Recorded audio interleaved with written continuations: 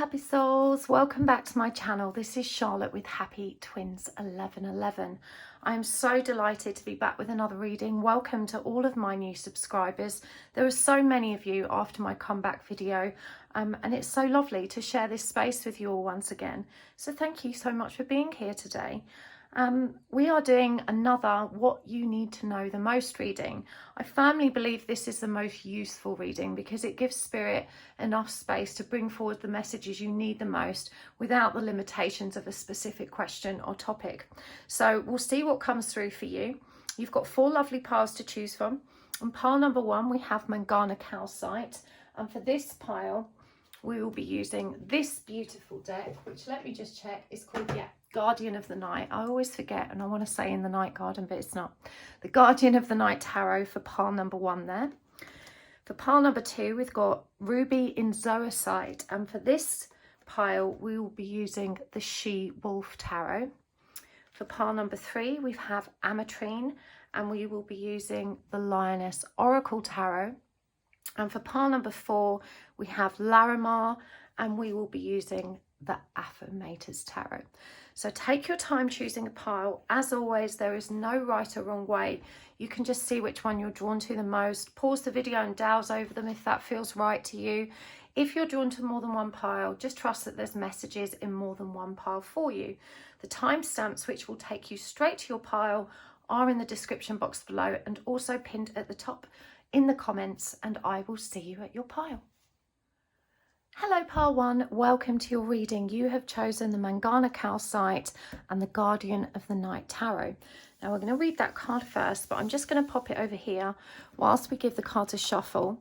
We're going to be using oracle cards as well today, and of course the charms, and there will be an extended reading.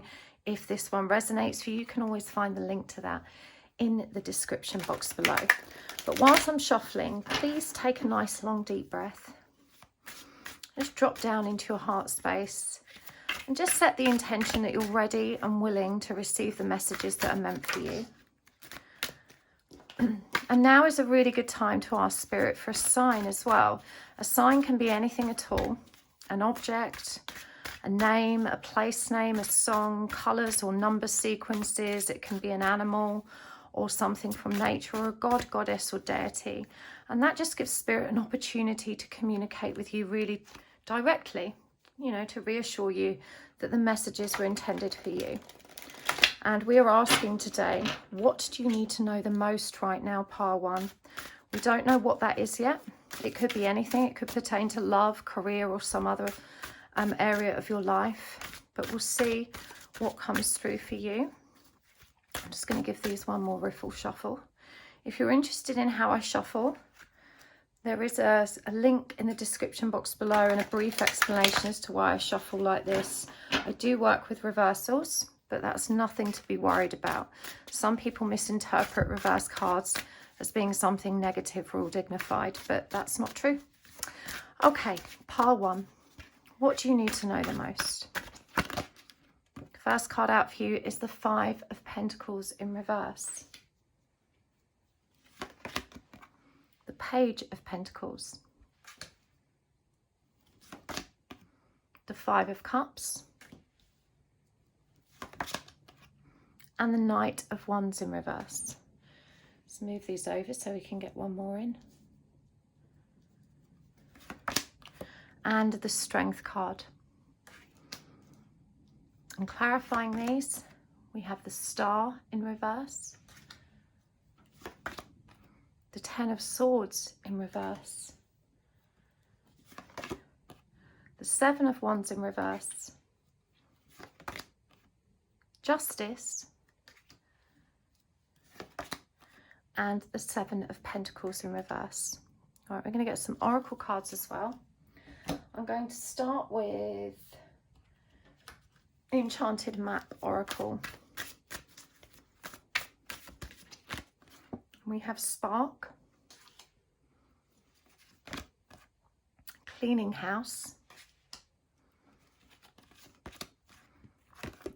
Rock Bottom, Protecting Treasure, and Metamorphosis. Okay, just straighten these out. We will get more oracle cards and tarot cards as we go, but we're just going to start with what's on the table. So let's get into this pile one. The first message that came through, even as I was turning the cards over today, was that you must not become complacent. You must not rest on your laurels. This message came through really clear and strong. We have the Five of Pentacles here as the first card out. It's clarified by the Star in reverse. And, you know, the message here is that there is still more work to do. I understand that healing can feel like a never-ending and very arduous task, but you must continue taking care of yourself. You've been so diligent up to a point, and because you've started to feel better and because you've started to make some real inroads, you've kind of taken your foot off the pedal. But there are still some very real rejection wounds, abandonment wounds, wounds that impair your ability to remain interdependent in your interactions with others. And to clarify what I mean by interdependent, you know, when we're talking about attachment styles, you'll all be familiar with the terms codependent or avoidant. But interdependent is that happy middle point. It's being able to interact at a harmonious level in the relationships you're in and receive support, but you're not reliant on it and therefore desperate for it in unhealthy ways. So, you know, independence would be, you know, I guess another form of avoidance, but interdependence is a comfortable mix of that, you know, independent ability to care for self whilst also enjoying the benefits of, you know, mutually beneficial support in the interactions you have. And previously, you've already acknowledged about yourself that you leaned into codependent energies in your past. And this is something you've been working on for some time.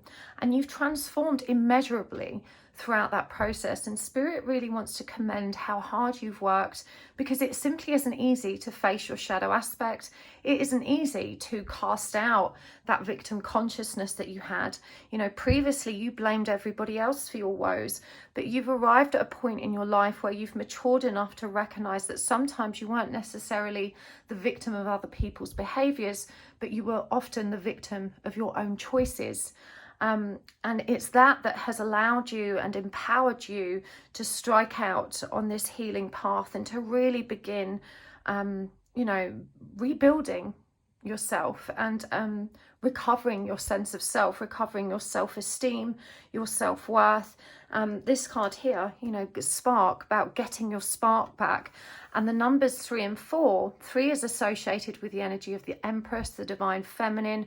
4 is the masculine. So you see this beautiful balance in these two numbers. 4 is about stability and security and power and leadership. You know, so this is really about bringing yourself back to wholeness and how hard you've worked to do that. But as I said, the first message for you was do not become complacent, pile 1. Do not rest on your laurels.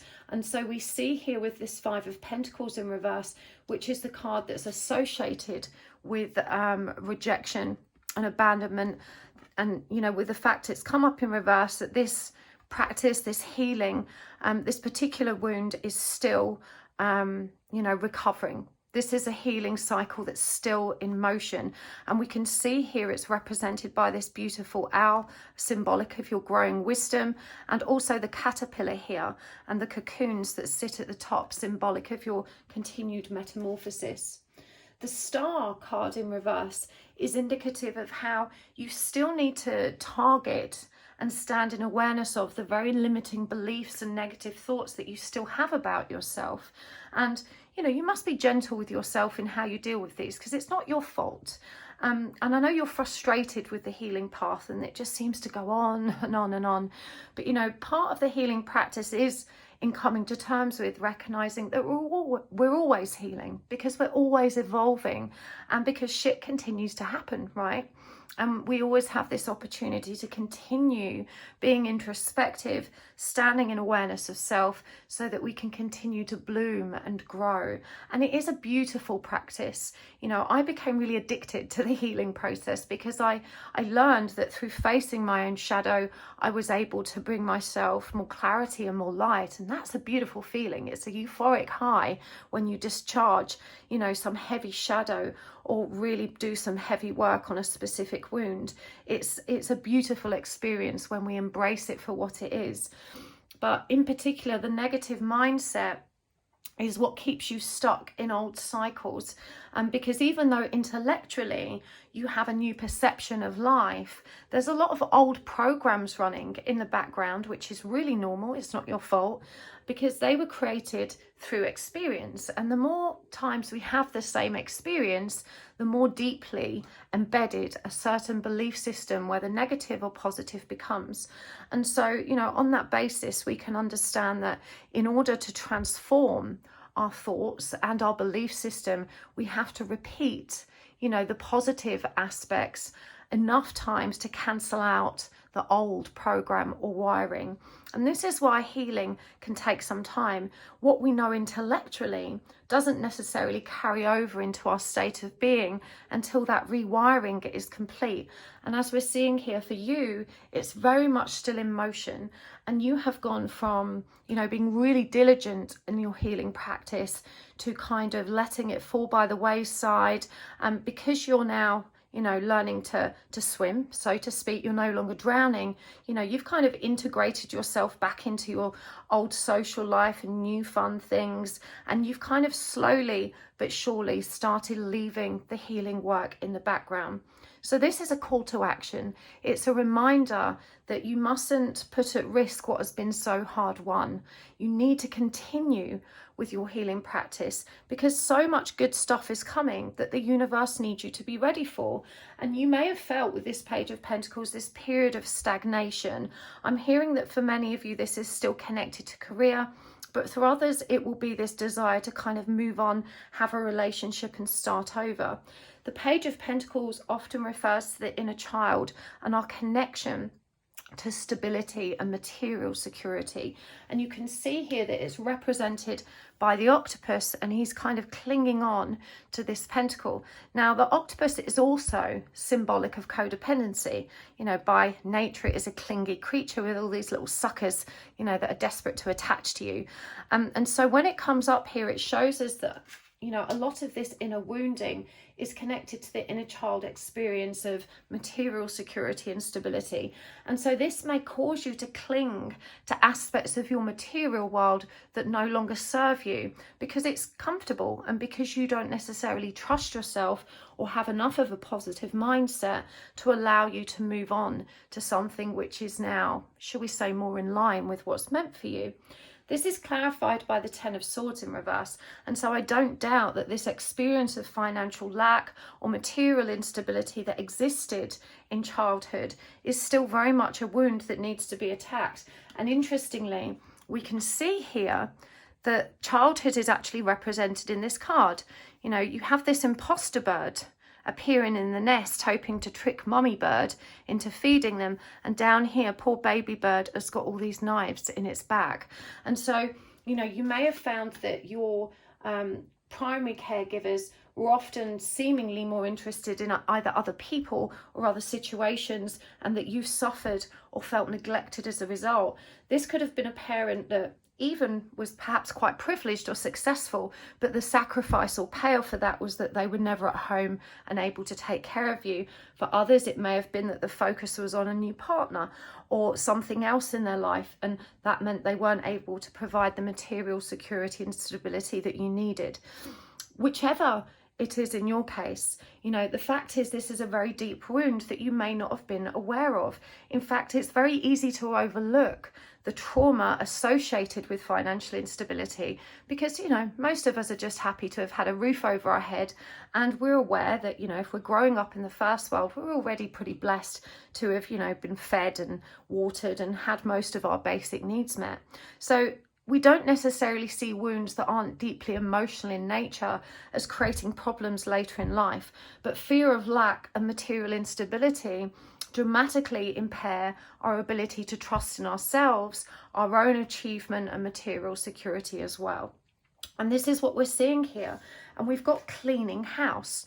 And this is such an interesting card, because we see that this person isn't actually fully formed. you know, two of their limbs are actually made up of a broom. And then there's this open window, seemingly with no glass or frame, and then this open door and this peeling wallpaper.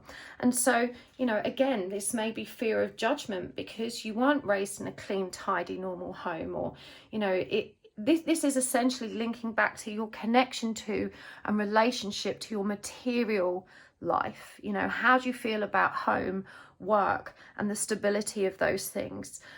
There's still something that needs to be addressed here that connects back to the inner child. And again, it's this negative mindset, the fear of judgment, rejection, and abandonment that interferes with your ability to create more of what you need and want. We also have the Five of Cups here. You know, there is still a grief cycle that has yet to be closed out. And I'm hearing that you are particularly good at putting this in the background. You know, as you've developed control of self, as you have grown and learned to be more aligned and more pragmatic about your emotional depths, you've also by default learned how to stabilize yourself emotionally, which means sometimes you know how to move the emotion out of the way to deal with later. And that's a fabulous talent and skill to have. It's one we all aim for. But if we're using it at the expense of avoiding or ignoring those emotional problems, it actually becomes a hindrance. You know, being able to cast out the emotional self until a later date can be useful, but not if we don't actually go back to it so we can recover that part of ourselves. With the Seven of Wands in reverse here, a lot of this is connected to unhealthy boundaries. And this brings me back to, you know, what I was saying at the beginning of the reading in terms of how you've grown out of that desire to point the blame, you know, to focus your resentment externally and instead to become accountable to self and start recognizing that certainly in adult life, you weren't necessarily a victim of other people's behaviors as much as it was your own choices. And of course, when we don't have healthy boundaries, we become very, very vulnerable to other people's ill-dignified behaviors because we don't know how to take care of ourselves. There's still a lot of resentment for self around this. And whilst it's wonderful that you have turned inwards and started being accountable, you must be more gentle with yourself. In fact, this message of being more gentle with ourselves comes through in a lot of my readings at the moment. You know, you really must take care of yourself and learn to talk to yourself lovingly. This is clarified by the energy of 10, rock bottom. And the message here is that you mustn't fear reconnecting with these emotions. You know, you don't need to put them in the background in order to maintain stability and safety. In fact, this rock bottom is an illusion. As you can see, you know, it's only rock bottom dependent on which angle you look at it from. There are paths leading out from all angles. And so, you know, the truth is rock bottom as we perceive it is never the kind of dire place which we would imagine when we actually feel stuck there. There is always a way out. And actually rock bottom is actually, for me, more connected to the energy of the tower. You know, when everything comes down and it feels like we really have hit the lowest point, from there is only one way, and it's up. And so this is reminding you that when you reconnect with this wound, not only can you cope with it and find your way out of it again, but you can also, you know, find a better way forward and seek to bring yourself back into balance. We had 2 5s at the beginning of this reading, and they always pertain to higher learning and transformation. Metamorphosis is indicated here. But of course, transformative energies are always present and available to us, and we should continue to use them. You know, allow ourselves to be the cocoon and the caterpillar and so forth, because it's through that evolutionary process that we continue to grow and bloom. And this is what Spirit intends for you. With the Knight of Wands in reverse, you know, we see that maybe recently you have felt uninspired, you have felt stuck, or that you have felt that you don't have an outlet with which to express this new version of yourself. This has to be brought back into balance, because in truth, you have a lot more freedom to maneuver than you're allowing yourself to recognize. We see this protecting treasure energy here. And again, coming back to that comfort zone of the octopus in the Page of Pentacles, you know, in order to make changes, we also have to take risks. You know, when we go after something new, we have to sacrifice something old. And so you're being reminded that, you know, you're not as limited as you allow yourself to believe you are. You're holding on to something which feels safe. And we can see here that this lady is, you know, under the umbrella trying to protect herself from the rain. And the rain is symbolic of the emotional body. You know, water always represents the emotional body. And so, you know, this desire to kind of, also, I've just noticed this is quite interesting. The birds that appear here look very similar as well. I don't know if that was a significant sign for you, but I felt guided to point it out. So, you know, what you can see is that through this attempt to protect self, shield self away, that the bird, which is representative of a spiritual messenger, cannot connect. We can't see it. We don't have access to that wisdom that was intended for us. By clinging on so dearly to what we have because we fear we may not be able to get it back, or we fear, you know, that somehow we may lose it, never to have it again, that we end up not taking the risks that are required in order for us to move forward. Now, this energy here that you chose, this is Queen of Wands. This is Pisces energy and Aries energy. It's significant for the time because Pisces is the last sign in the astrological calendar. Aries is the first one, and this particular time frame has just passed at the time of upload. I believe it runs from the 19th of March to about, I don't know, the 23rd of March. So there's roughly a 5-day period in which the Queen of Wands energy is very relevant, and we refer to this part of the astrological calendar as the cusp of rebirth, an ending and a new beginning. So this is very significant for you, and it also reminds you that the Queen of Wands has so much power. She is the Queen of Fire. You know, fire represents the energy body, that spark of inspiration, our connection to source and our higher awareness, our higher consciousness, you know, the truth within us. That's all connected to that Queen of Wands energy, because of course Pisces is the very old soul, the last sign in the astrological calendar, and Aries is that beautiful new beginning. And we see Aries appear here. This Knight of Wands is in reverse. It's reminding you that you've done enough learning now to have that new beginning. But you have to allow yourself to let go of the old, to release your grip on that which is comfortable, so that you can actually move forward and receive what is meant for you. And all of this whilst you continue to focus on the wounds that are actually holding you back. Now, we have the Strength card here. It's represented by the snake and the mouse. And they obviously seem like such contradictory creatures, but we can see with all the beautiful symbols around them here, including the anatomical heart, the poppies, which symbolize remembrance, the snake, a powerful symbol of transformation and creation, and of course this mouse, symbolic of our vulnerability and yet our strength at the same time. So this is Leo energy. You know, it's all about power, leadership, fire, and the Seven of Pentacles here that clarifies it in reverse, that fear of waiting, it taking too long, of feeling frustrated that maybe it's too much work ahead and it's easier or more comfortable to stay where I am. You know, so many fear points that you justify. You justify with so many logical, rational, practical excuses. But the blind spot here is you're being asked to recognize that there are deeper wounds at play that affect your ability to see things with clarity and with a positive mindset. You have a tendency towards expecting the worst, and therefore you become risk averse. Okay, I'm also being drawn to this Seven of Wands here with the crocodile. This is mother energy, and so the grief that you're dealing with here is undoubtedly connected to the maternal relationship or the maternal caregiver. This is where your lack of boundaries was born, because you weren't taught to have boundaries. It didn't suit the maternal caregiver for you to have healthy boundaries, and so this is quite likely where the problem stemmed from.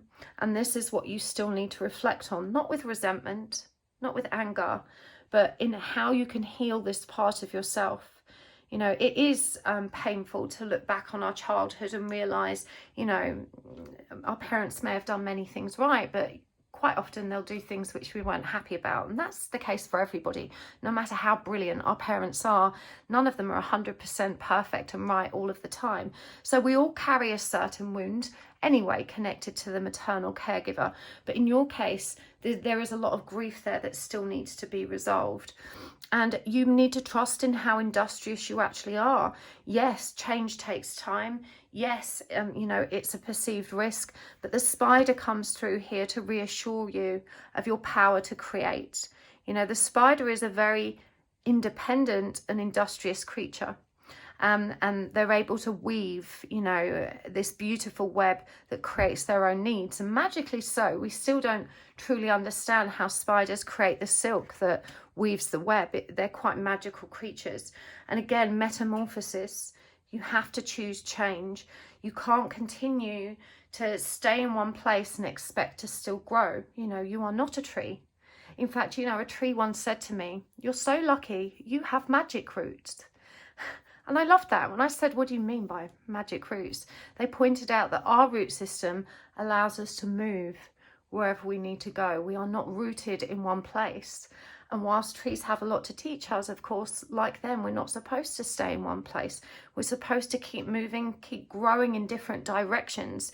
And this is what's being asked of you, to bring your life back into balance by recognizing the new cycle that beckons you forward, and to continue on that healing path rather than clinging to what's old and safe.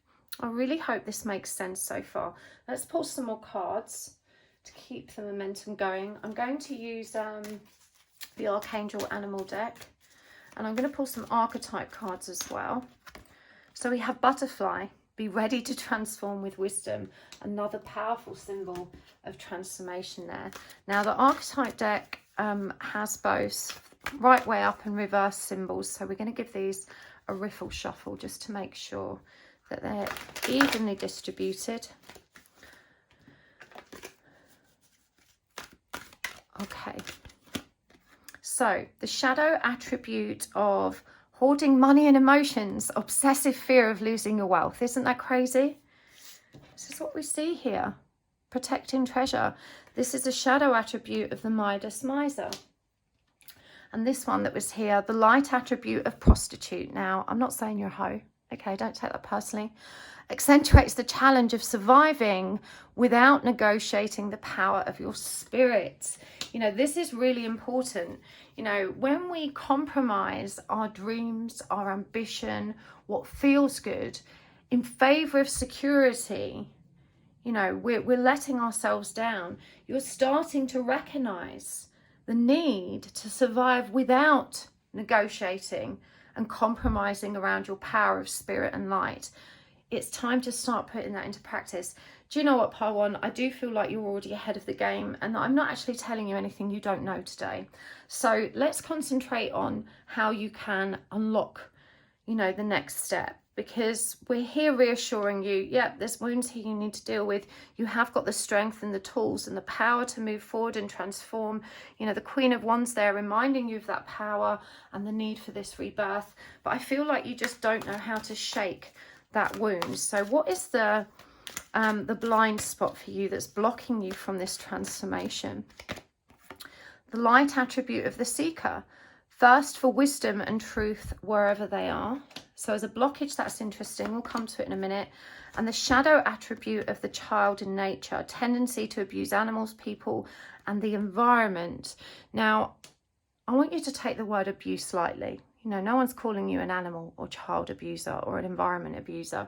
But this is about standing in awareness of the energies and power that is available to you, and perhaps not recognizing their value in your life is what's coming through here.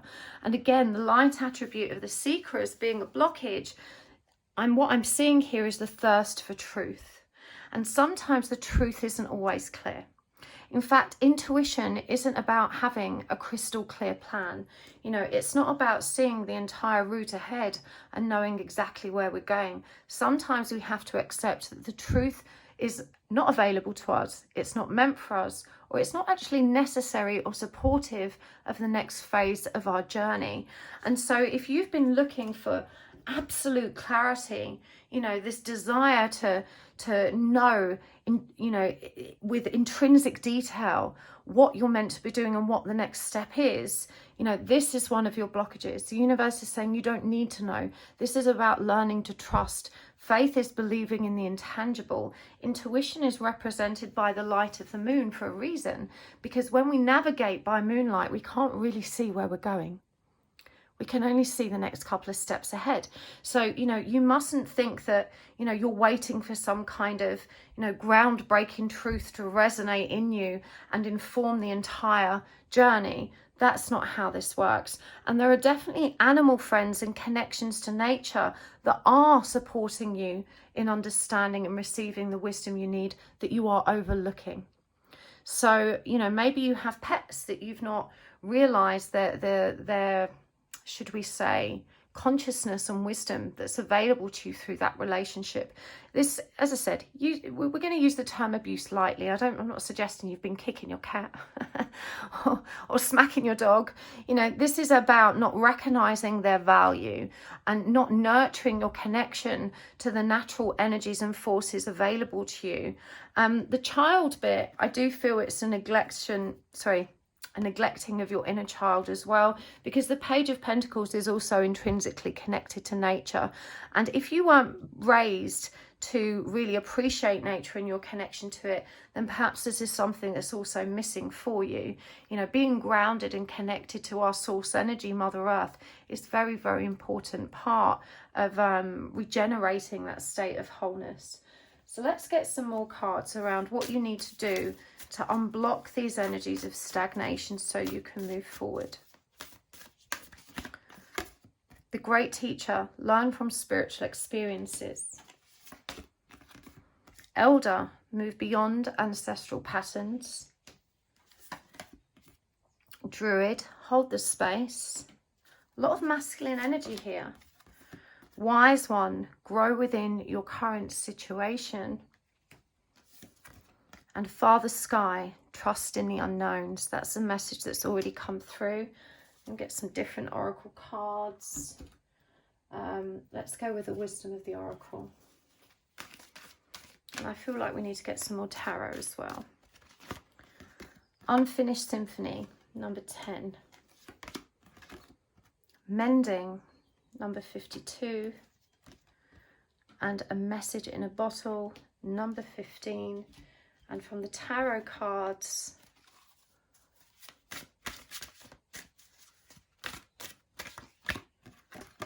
that's the Three of Pentacles in reverse and the Lovers. And I'm going to get some charms as well. We will take this over to the extended scene to go deeper. But let's get some practical guidance on how you can move out of this stagnant energy and heal what needs to be healed. It's what's come through here. Okay, we have the Moth. So moth and butterfly have already been a significant symbol for you in this reading. You are safe with me. F you. Oh, there's a little tiny one stuck here. Look at that, another butterfly. Magic. The Rolodex. And the fortune teller paper thingamajig. I always forget what these are called. Let me know in the comments if you know. Okay. Great Teacher, Elder Druid, Wise One, Father Sky. The thing that stands out to me most about these cards, and that is not the case in the whole deck, is that we see a lot of very mature energy here. You know, you really need to look to people with more experience. And this is really interesting to me because whilst we've highlighted this tendency towards codependence, I do feel that one of the natural shifts created by awareness of that is that we tend to become avoidant. We're like, oh God, I'm too codependent. You know, I'm never going to ask anyone for anything ever again. I need to do it all on my own. Remember, the goal is here to find a state of interdependence, that happy middle ground where you can take care of yourself whilst enjoying the benefits of the support available to you.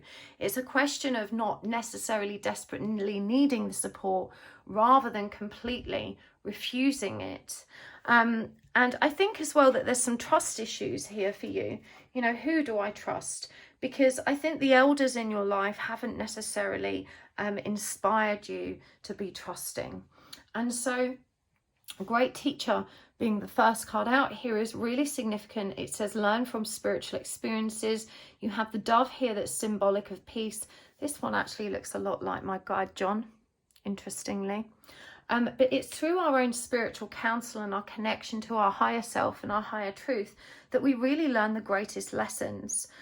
So you really need to pay attention again to your spiritual journey. Remember, there was the suggestion at the beginning that you may have taken your foot off the pedal, and you really don't want to do that. Now is not the time to do that. Now you are being called to action, called back to yourself so you can have this rebirth that's meant for you.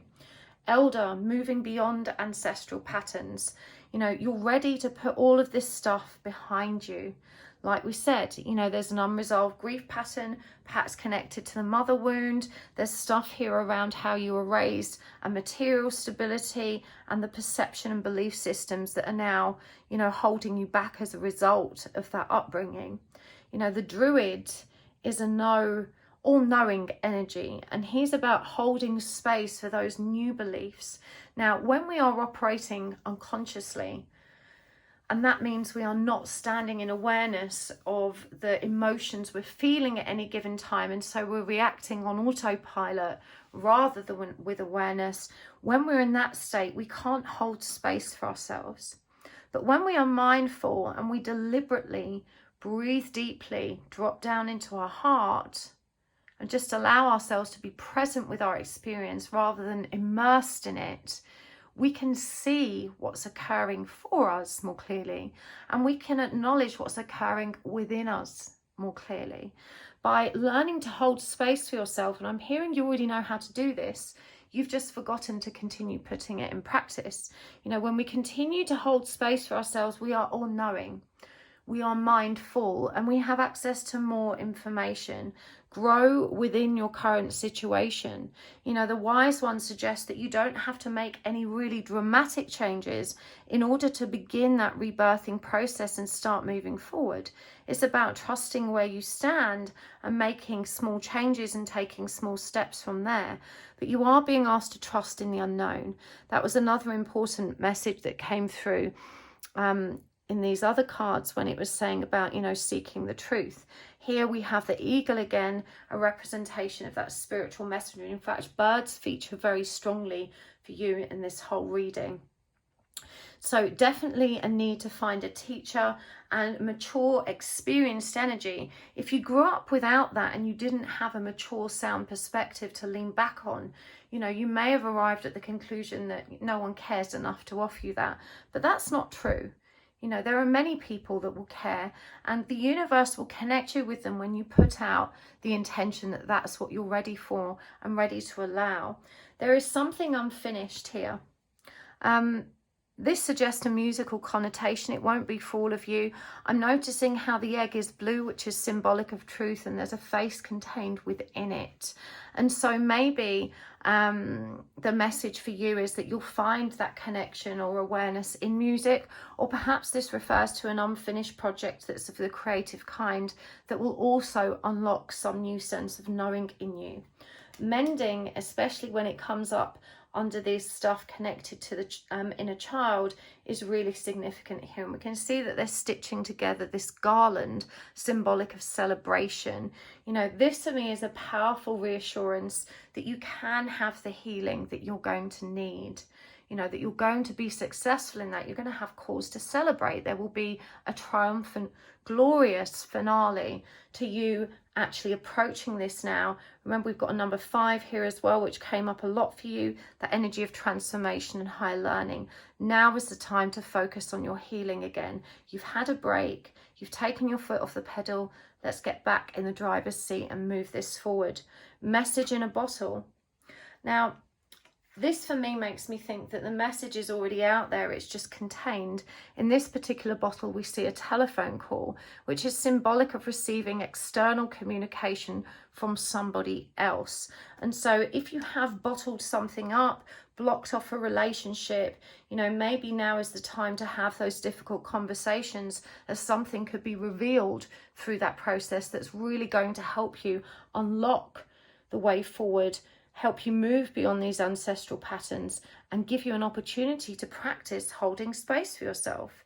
The Three of Pentacles in reverse again, don't refuse help.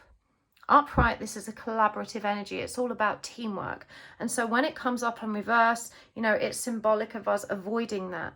Three of Pentacles here features the wolf and the stag.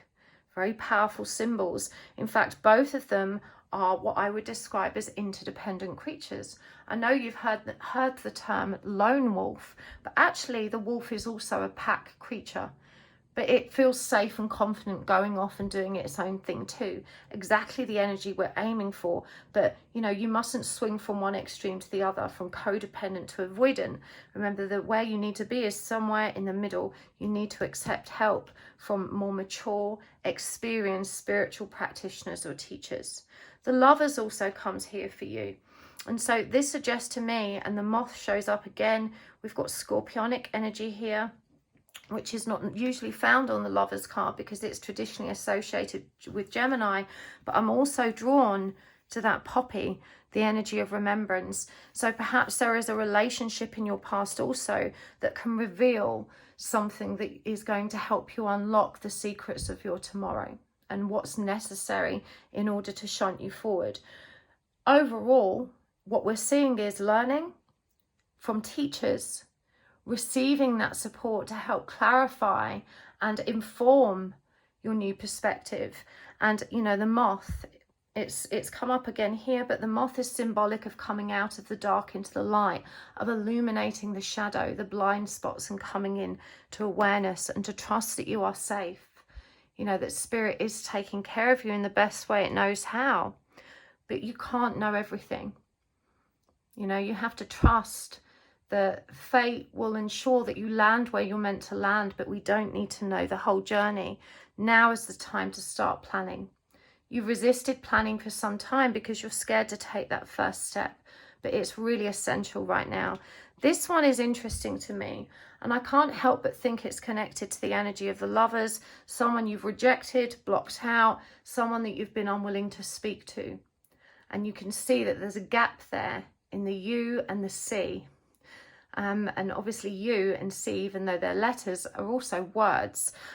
So I really think it's important you consider who that may be and whether or not, you know, that was also one of the extreme reactions when we have no healthy boundaries and we don't know what healthy boundaries look like. When we become aware of the need for them, we can often swing from one extreme to the other, from no boundaries to super intense, you know, too bigger boundaries or barriers, or more is the case. There's definitely someone you've blocked out that is significant to you unlocking this as well. So we're going to go deeper with that in the extended. If you would like to join me over there, the link is in the description box below. But I really hope this has offered you some food for thought today. Thank you so much for joining me here. It's a pleasure as always to share this space with you. Don't forget to check out my website at happytwins1111.com. I am offering a tarot class, which is coming up very soon in April. If you would like to be in on the action, you can purchase that live on my website right now.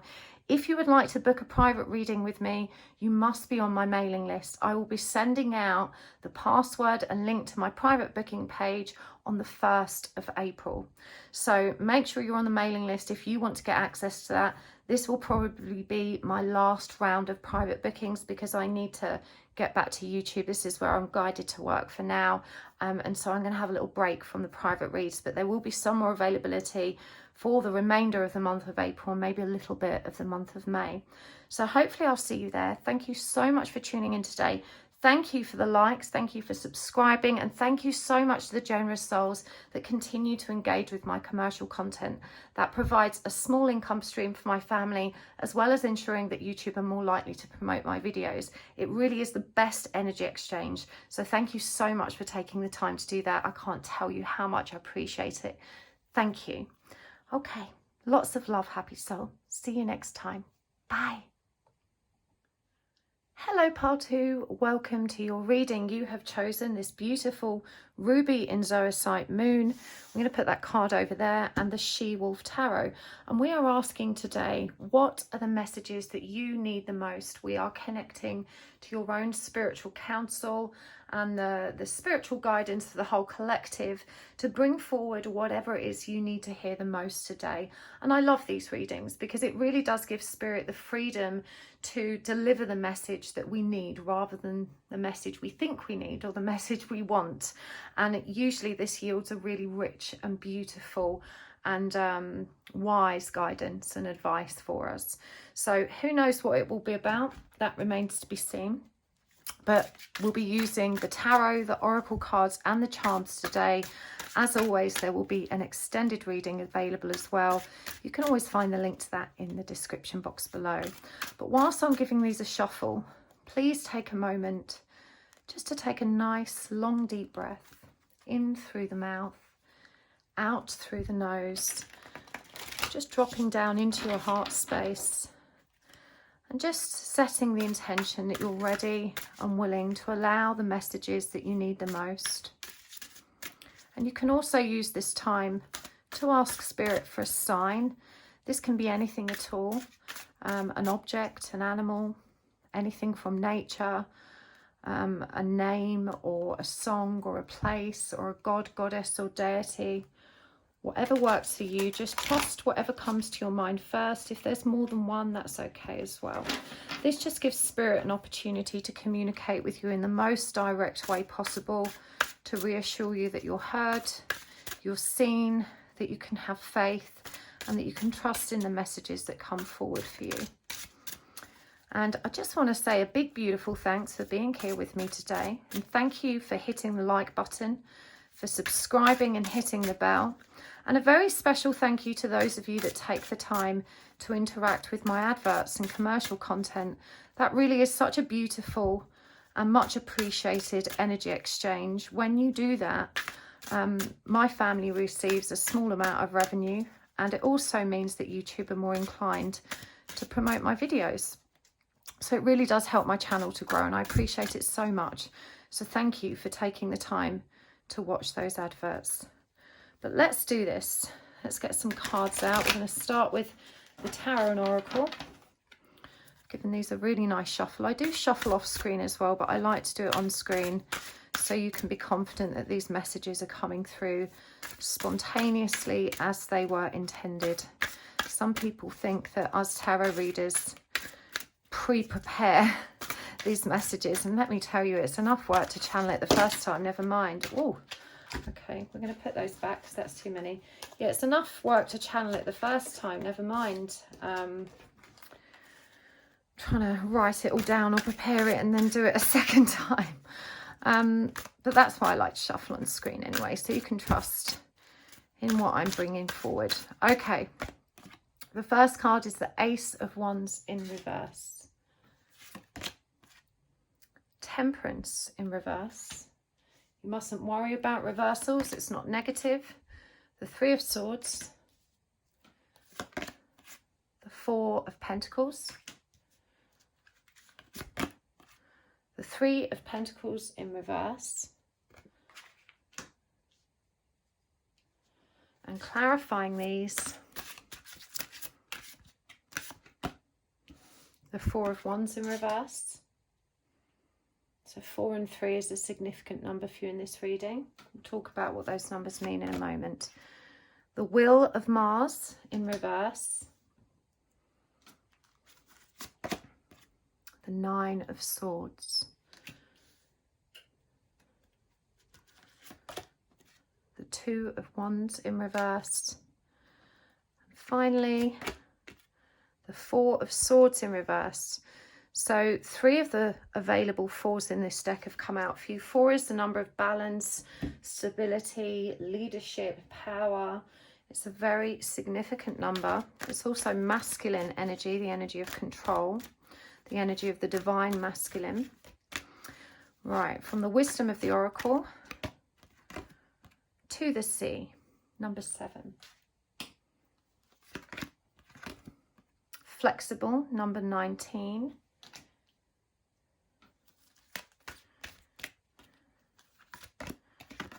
And Never Ending Story number 37 from the Angels and Ancestors cards. Heart Guardian, love and let yourself be loved. The Knight, be brave and honest. And Water Guardian, connect with your emotions. And from the Archangel Animals deck, the Kingfisher.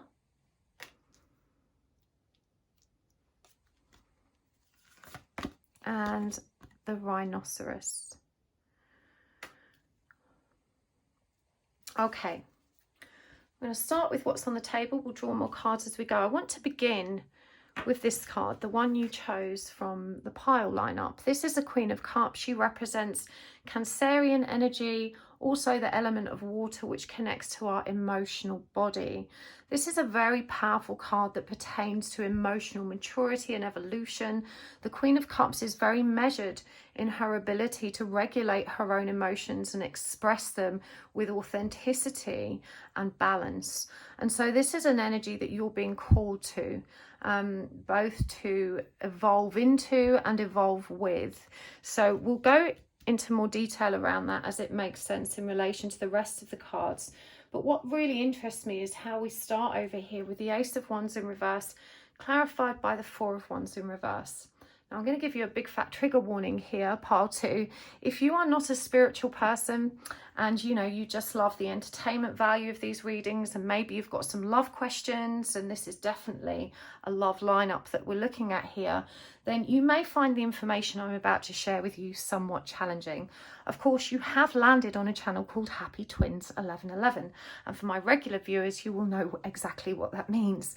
But I feel there's a lot of people drawn to this pile today that maybe haven't considered that the experience they're having with this person in their lives that seemingly blows hot and cold, comes in, comes out, and you're never able to actually maintain a stable, healthy and committed interaction, it's because you are dealing with a divine counterpart. Now, if you do know that, that doesn't mean this reading isn't relevant to you, but I do feel that regardless of whether you know that or not, what these two cards are really strongly indicating is that you are not accepting and recognizing what it means to be a twin flame, and you're not applying yourself spiritually to this journey. And so the message for you is that this is not a normal relationship. It never will be. And so long as you continue to approach it like you would any other relationship, you are going to continue hitting a dead end, a brick wall. When we meet our twin flame, we're asked to grow. You know, the twin flame connection is primarily about you. And through that interaction and connection to your person, your divine counterpart, you will be triggered every which way to face your own shadow aspects, to face your own divinity, and to evolve through the lessons that present as a result of that. We can see here with the Ace of Wands in reverse, clarified by the Four of Wands, that Spirit is literally holding out this wand to you and saying, please take it. Take the baton and run with it. This is your journey. You have to take the baton. And you are steadfastly refusing to not only see that and act on it, but you're also perpetuating this cycle of running, chasing, and energy by presenting yourself and taking action as though this were a normal relationship. And so you keep going round in circles and you go round in circles. There is a tremendous amount of imbalance here with the Temperance card. And also, even though you're not intending to perpetuate conflict with the Wheel of Mars in reverse, that's what we see flowing through this connection. You know, this is a journey. And the number 7, which is a divine number, and it says here to the sea, shows this person in a boat. They're on the water, you know, which is, again, symbolic of the message that came through about the emotional body. And you can see here the suggestion of a kind of, you know, a spiritual energy in the sky trying to transfer or communicate guidance. You know, this is a journey, and it's a spiritual journey first and foremost. You can stand on the train platform as long as you want, you know, trying to make it work in the way that you have been taught. the 3D paradigm of love and relationships. But until you get on the spiritual train, you are going to continue to experience delays. Unfortunately, all of the tips, techniques, game strategies that we were taught about relationships, you know, keep them mean, treat them keen, play it cool, don't let them know how interested you are.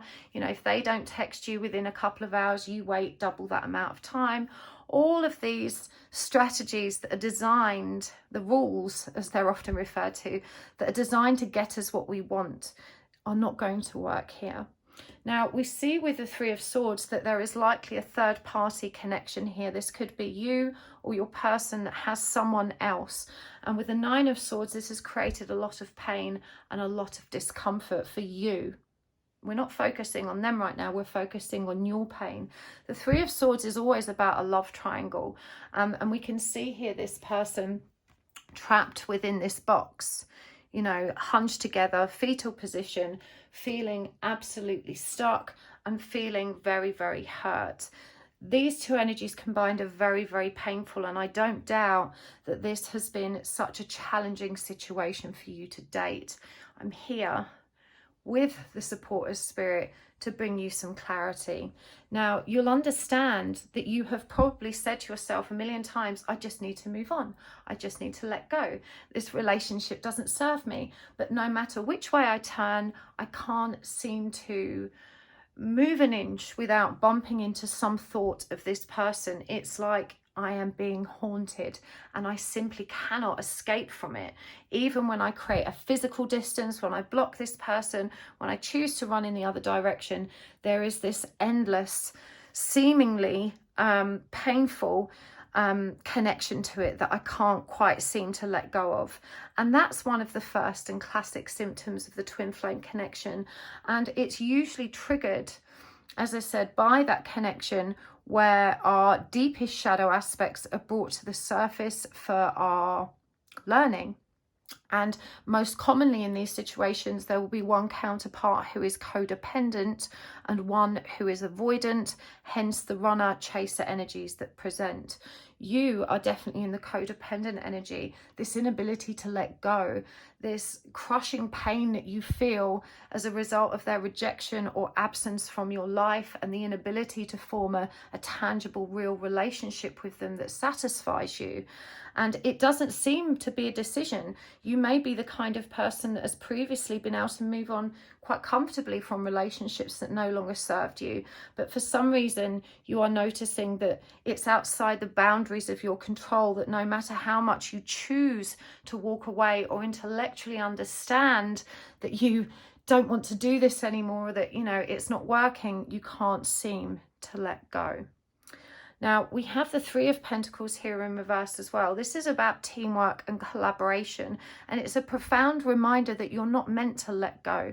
You're meant to face it and work with the energies as they present in order that you can continue to evolve and grow and connect with your own faith and divinity. The twin flame journey, as I said, is primarily one about self. It's about self-love. And when we feel so painfully attached to someone, it usually always reveals the lack of love we have for ourselves, because a healthy person that loves themselves doesn't feel that same overwhelming pain when love leaves them. They have enough to sustain self. Now, you shouldn't take this personally. It's not an insult. You are one of millions, if not billions, of people that have this kind of attachment disorder. In fact, most of us are raised to believe that, you know, we get the love we need from others. So it's not something you've done wrong, nor should it be something you should be afraid of. And if you're the kind of person like I was that really prides themselves on being, you know, mysterious, playing it cool, treat them mean, keep them keen, and all of that jazz, then you might find it even more difficult to accept this kind of needy state of being that has kind of should we say, fallen upon you since you met this person. And it may defy logic. Perhaps they are not someone that you would have normally been attracted to or interested in. And so, you know, you're really beating yourself up, trying to understand why you feel this painful longing and connection to them. But it's because a twin flame is technically the other half of your soul. And so we see this it's like a soul recognition, this deep sense of familiarity and love. And whilst we may feel like it's them that we're so obsessed and in love with, what we're actually seeing is the truth of our own soul expressed through them and their 3D presence in our lives. The Four of Pentacles, when it comes to clinging on and letting go, you know, this stage of the journey where you experience this runner-chaser dynamic, and believe me, so long as you need them, they will continue to run. It's almost like they're hardwired to do that. And energy doesn't lie. It's not about the strategy or how we're acting or what we're saying. As I said, those strategies won't work in this relationship because our energy precedes us. And so, you know, chasing is not a doing word. We tend to think of it as a verb, a doing word, but in actual fact, when we use the word chasing in the twin flame connection, it refers to an energy. And when our energy is desperate and needy and longing and painfully wanting something so badly, the energy will set the tone for the situation, not your actions, not your words, not your communication and interactions. And so it doesn't matter how cool you play it, you will continue to see the same results if your energy is in that chasing mode, the codependent mode. And even though, you know, trying to cut off contact, trying to block them is the seemingly logical thing to do to help you to move on, as you have already discovered, it doesn't. It doesn't actually allow you to recover at all. And again, we see the Three of Pentacles here in reverse, clarified by the Four of Swords in reverse. The Four of Swords actually represents the energy of recovery, balancing, stabilizing. And remember, that's what this whole reading was about, because there were so many fours. You know, today we are bringing forward the messages that are going to help you reclaim that balance and stability and power and control over self. So pay attention. The Three of Pentacles in reverse remind you that you cannot avoid or ignore this connection, that you need to collaborate and work with the energies present in order to make progress. I know it's incredibly frustrating. I understand exactly how you feel, and believe me, plenty of others do too. In fact, the resistance that we feel towards this when we first discover what it really means is a very common theme for most divine feminines. And I refer to you as a divine feminine, whether you are in a masculine or feminine gendered body. Typically, the codependent person that shows up for these readings is holding divine feminine consciousness. Now, in truth, our soul contains both. The soul is without gender, but we have both of these energies, yin and yang, and our goal is to balance them. And so you're beginning with the lesson of balancing your divine and feminine energy. And 3 is a divinely feminine number. And, you know, one of the things that I'm really called to draw to your attention here is the collective energy that's illustrated, this connection that the divine feminines have to one another.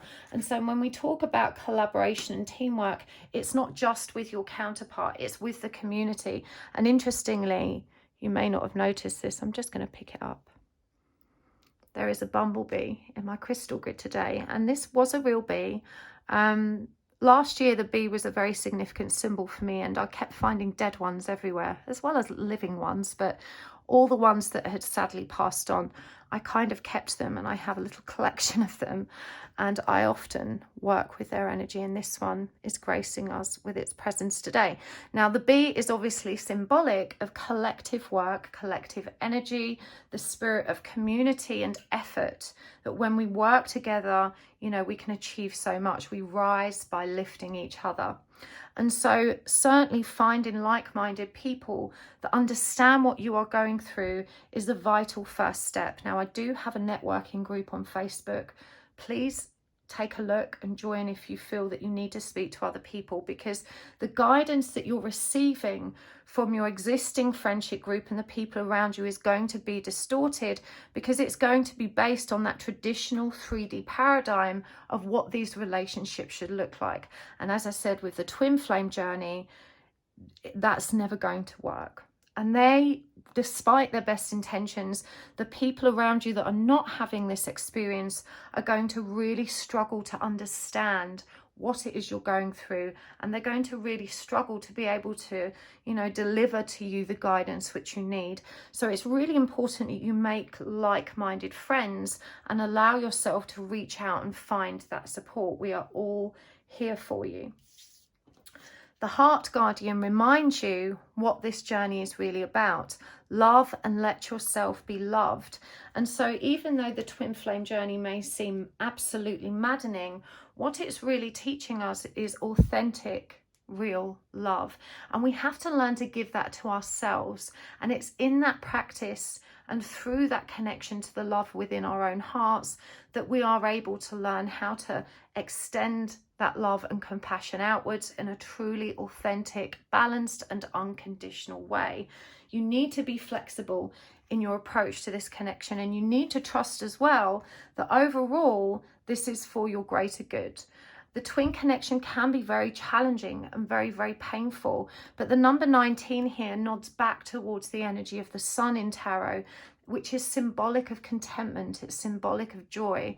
And even though the sun represents that childlike quality of purity and innocence and true presence, that's because it's that state of being that we're always moving back towards. You know, as children, we are born pure. We know how to enjoy ourselves and love freely and authentically. It's only later in life, as our ego breaks and we start to move towards adolescence, that we, shall we say, let go of all of those pure and beautiful principles and the ease to love which we had as children. And we start to develop fear and conditions and very limited or distorted beliefs about what love really is. You know, children love with absolute freedom. They don't have a filter. They don't give love with the intention of receiving something back, and neither do they fear love as, you know, something risky or difficult. They truly do love with authenticity, and this is a state of being that you need to return to. But as we've described, the way we do that is to return to ourselves first. And the reason why you have to do that is because, as I said, your twin is you. It's your soul in another body. And so if you cannot love yourself, you cannot authentically love them, and the imbalance in that energy will always serve to keep you apart. I know this feels like a never-ending story. Believe me, we all know that this can feel like a never-ending story, but you have to trust me when I tell you that you will look back on this period of your life and you will definitely declare that it was worth it, just as I have. You know, for me, it was the best thing that ever happened to me, even though it was seemingly frustrating, hard, painful, all of those things. You know, I have arrived at a place where I can feel fully satisfied, whole and contented, and you can too. You are not alone. Be brave and honest. Connect with your emotions. Remember this Queen of Cups energy that showed up for you here. And again, the Queen of Cups is all about emotional control. Now, the fact is, if we have codependent energy, that means that we rely on others to help us emotionally regulate and feel good. And how this might show up in your life: if you're having a bad day, your first instinct may be to call your best friend or to reach out for support. If you are traumatized, upset, hurt, bothered, and you need that guidance, support, or distraction, or love or care, you're going to look to other people to deliver it. Another good indicator is people that aren't good at spending time alone without being glued to their phones or a screen. You know, if you are not good at just sitting and being with yourself without, you know, distracting yourself with productive or engaging activities, this is another clear indicator that you are not really connected to the truth of who you are, and that you continue to look for that vital sustenance of well-being outside of self. And again, you're not alone in that. But this is the journey that asks you to face that and to reconcile those imbalances so that you can return to yourself and recognize your true strength and power. The truth is, when we rely on other people for emotional sustenance, we are never truly free. We become victims of our own self-abandonment. And this means that we are at the mercy of other people's behaviors and ability to show up for us or not. Now, we all know how painful it is to be rejected. But as I said, when we give ourselves enough love and we don't rely on or need the love that exists outside of us, we are able to more comfortably cope and deal with rejection and also any trauma that transpires. A codependent nature can also cause us to be very unsatisfied in relationships because we are measuring the relationship by how well our needs are being met, rather than just being able to appreciate, you know, that lovely give and take energy. Now, you have likely found that your twin flame, as we described earlier, is avoidant. And that means whilst you are emotionally intense and you're willing to communicate your needs and you're willing to give love with gay abandon, your person is terrified to receive it, leans away from intimacy, and feels very threatened by the energy of love. And so you can imagine with one person pushing and one person pulling back, that this is why you get this massive instability in these connections, despite there being a very real love existing in both of you. You are being called back to your own emotional truth. You're being asked to reflect on how you actually show up for yourself. And interestingly, I actually made a post just today about self-love. If you don't follow me on Instagram, you can also find it on the community page here on YouTube. And one of the things I said in that post was, you know, when we reflect on how resentful we feel towards other people for not meeting our needs, not giving us the love we think we deserve, it's really important to ask yourself, am I willing to give myself the love, the care, the attention that I feel so entitled to receive from other people? In the majority of cases, most people cannot hand on their heart say that they do. And I want to give you an example of this. You know, when I was speaking to one of my students, she said, I do talk to myself and listen to myself and honour my feelings. In fact, every day when I am driving to or from work, I have these really nurturing, loving chats with myself. And my response to that was, in a relationship with somebody else, would you be happy if the only time they offered you support was in that dead time when they were driving to and from work? You'd be pretty offended if someone else thought that that was an acceptable level of care and attention to offer you. Yes, sorry, Charlotte, you know, we can have a relationship, but only when I'm on my way to work and back, because I haven't got anything better to do when I'm doing that. So we can have a chat then.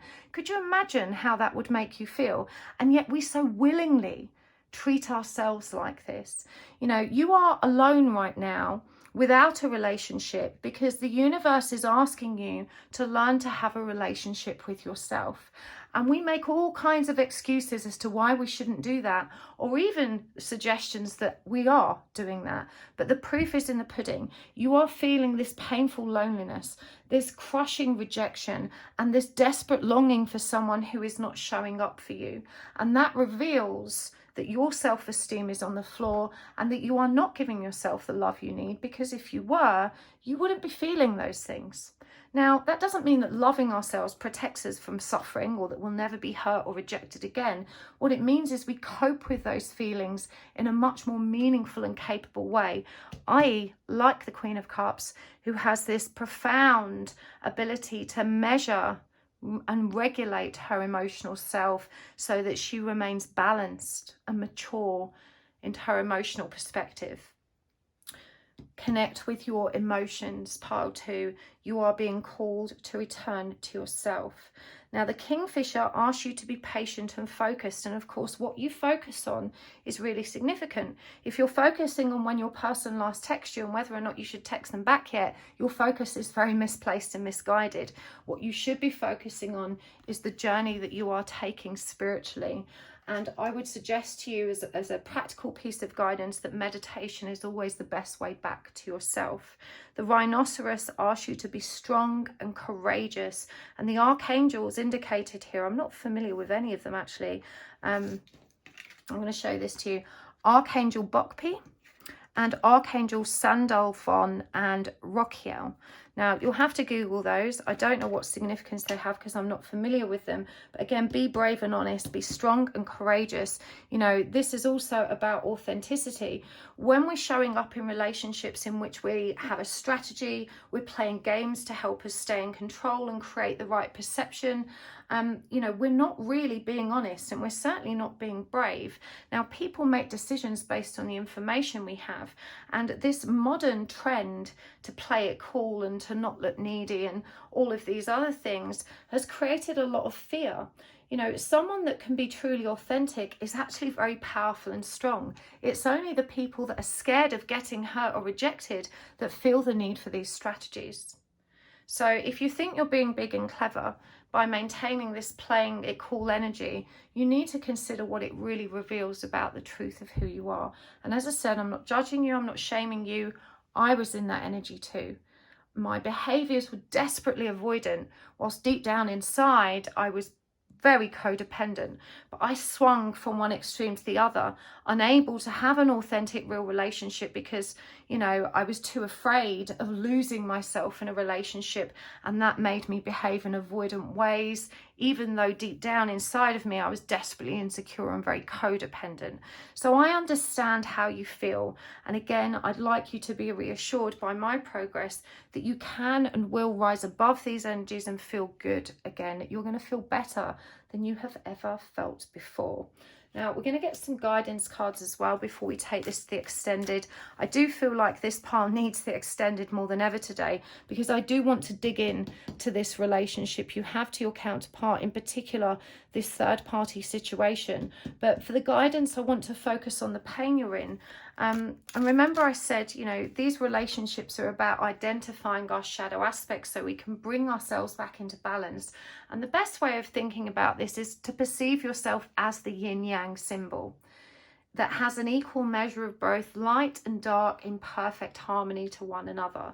You know, so when we are triggered, the shadow aspect rages and it leans into our light aspects, and it creates chaos and confusion, and that results in unwanted behaviors. You know, we start behaving in ways and saying things that, you know, are at odds with our values, principles, or who we think we are.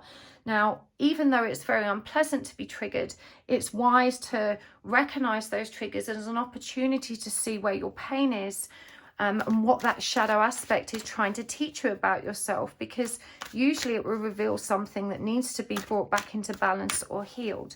So that's what we're going to ask to see right now. Now, this is the Archetype deck.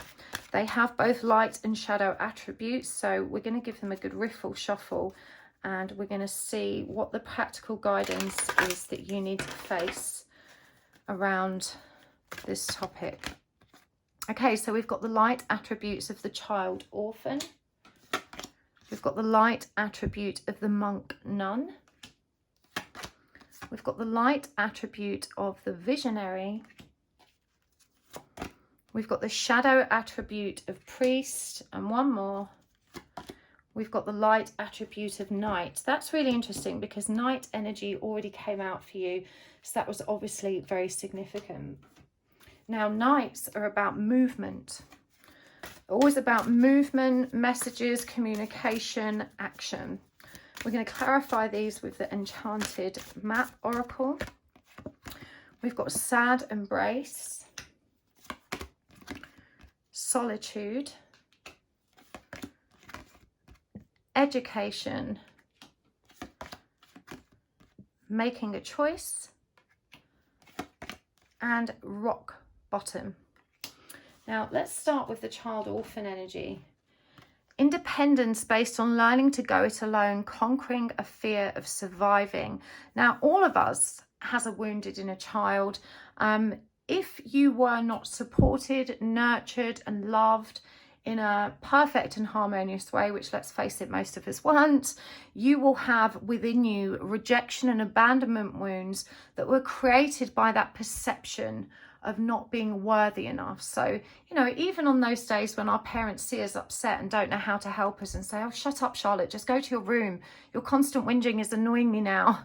You know, that's abandonment, that's rejection. That's a parent saying, you know, I don't care enough to support you right now. And of course, more often than not, our parents didn't have the intention of making us feel that way. But this is when we become orphaned, rejected, abandoned.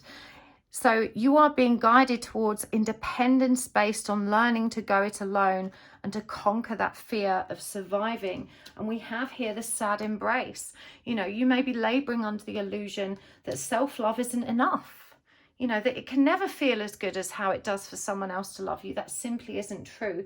You know, the practical guidance for you is to really allow yourself now to study, research, intellectually grasp this concept of interdependence and, you know, safe survival. The light attribute of monk nun is selfless devotion and a single-minded dedication to spirit. Could the message be any clearer, pile 2? And you're being brought back to solitude here. You know, you need a period of time alone in order to reflect on your own emotional self. I'm seeing how this tower is perfectly reflected here in the water. Again, a symbolic of that emotional body.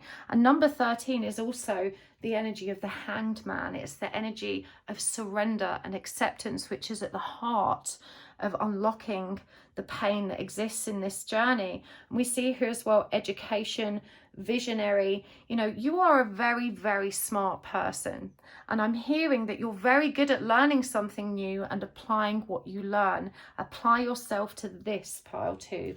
It says here in the visionary card, capacity to envision what is not yet conceivable to others, a willingness to proclaim a vision without regard for personal gain. You know, this suggests to me that you are also a very powerful channel and you have excellent extrasensory perception.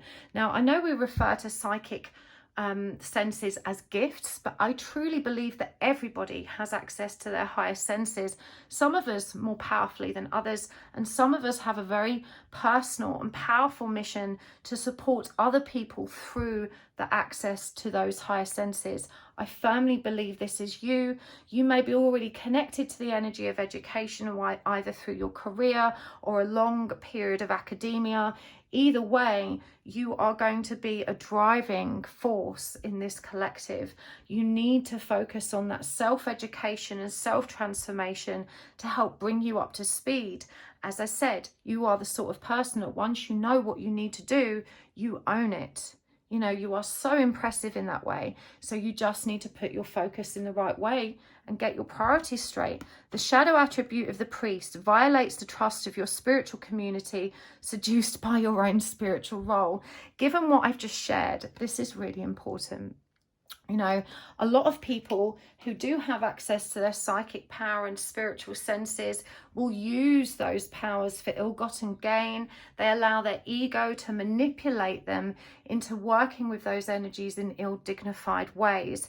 Because you are such a powerful, productive, high-achieving person, you must resist the urge to, you know, turn this journey into a money-making exercise or to exert undue force or power over others as a result of the access to power that you have.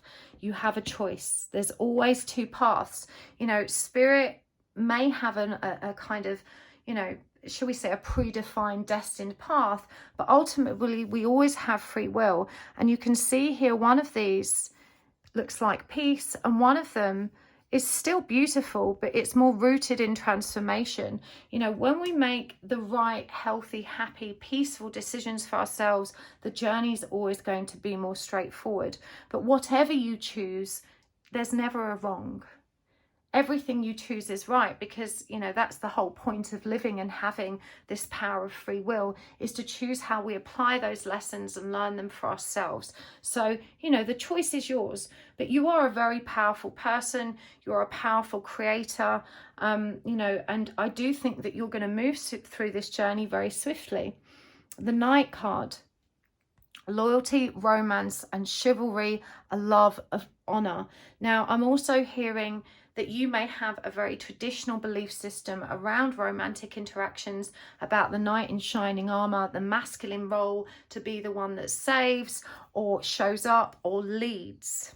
Okay, and in this connection, as I said, it's not like the 3D paradigm, you need to let go of that energy. It's a rock bottom. It's a dead end. It doesn't serve you.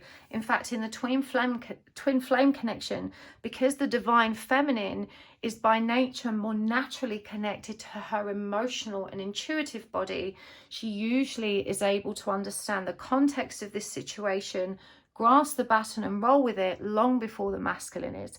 In fact, the masculine tends to get on board later because he's inspired by the divine feminine's evolution.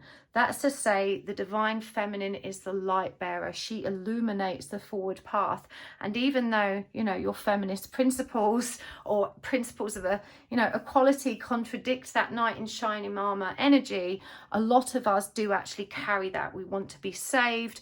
We believe that, you know, the masculine energy is responsible for providing, protecting, and, you know, saving us. In this case, it's about being your own savior. Now I'm going to get some charms here just to wrap this up before we take it over to the extended. Okay, the empty piece of paper has come out. I always think this is really significant. If you are thinking of sending a message, the answer is don't. Say nothing.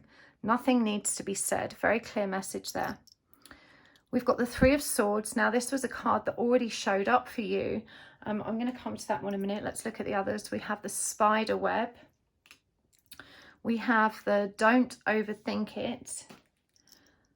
The Loner Club. I'm a Stupid Baby. This one comes up a lot lately. And the Clear Quartz. Now, I'm going to start with clear quartz. Clear quartz is an amplifying energy. This is a powerful reminder that you and your counterpart are very, very susceptible to one another's shifts, whether that's in heart, mind, or body. You both feel and sense one another and will be consistently triggered by and reacting to one another's energy. So you must remember that. Remember what I was saying about your energy precedes you. It's not about what you're doing or saying, it's about the energetic balance that you hold. And the goal of this journey is to stand still in your power, to neither push nor pull, but to stand firm and balanced in harmony. That's a state of being we achieve through meditation, self-care, and learning how to stay centered and aligned. Give yourself permission to be a beginner in learning to do that, and give yourself the time and space to actually invest in that practice. Now is not the time to be diving into relationships. Don't be so hard on yourself, pile 2. You are not a stupid baby. It is okay to feel codependent and needy. It doesn't mean you're broken or that there's anything wrong with you, or indeed that you are stupid or immature. It means you weren't taught how to love yourself, and that wasn't your fault. But as an adult who's already flown the nest, you now have an opportunity to beef up your own wings so you can fly and survive comfortably. You're not stuck. I know you feel like you are, but I'm reminding you that this journey is a beautiful gift. With the Three of Swords coming through again, that third party situation is obviously very intensely painful. I'm hearing it flies in the face of your usual values and principles, and so it's been very hard for you in that respect. It's okay. You know, you mustn't beat yourself up. You must resist the urge to beat the other person up. No matter what conditions you and this person met under, sparks were always going to fly.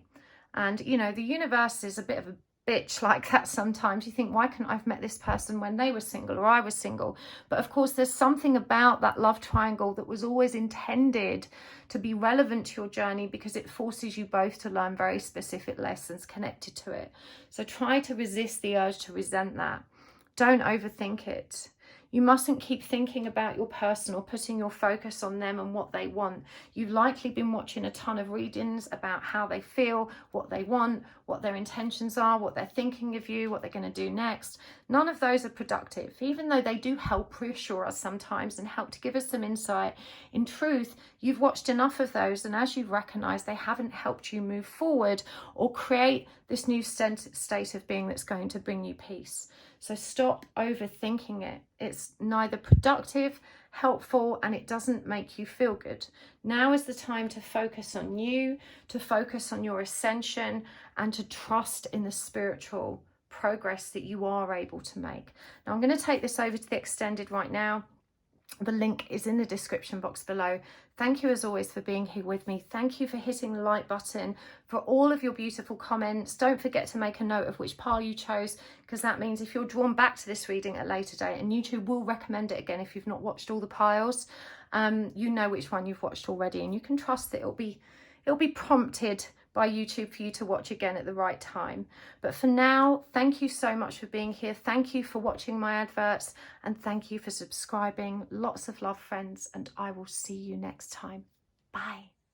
Hello, pile 3. Welcome to your reading. You have chosen the Lioness Oracle Tarot, the beautiful piece of ametrine. We're going to pop that card over there.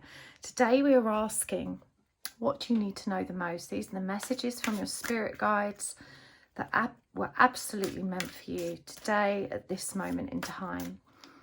You will have heard me say before, but when we do these messages that you need the most readings, we really do give spirit the freedom to deliver the messages that we possibly didn't even realize that we needed to hear.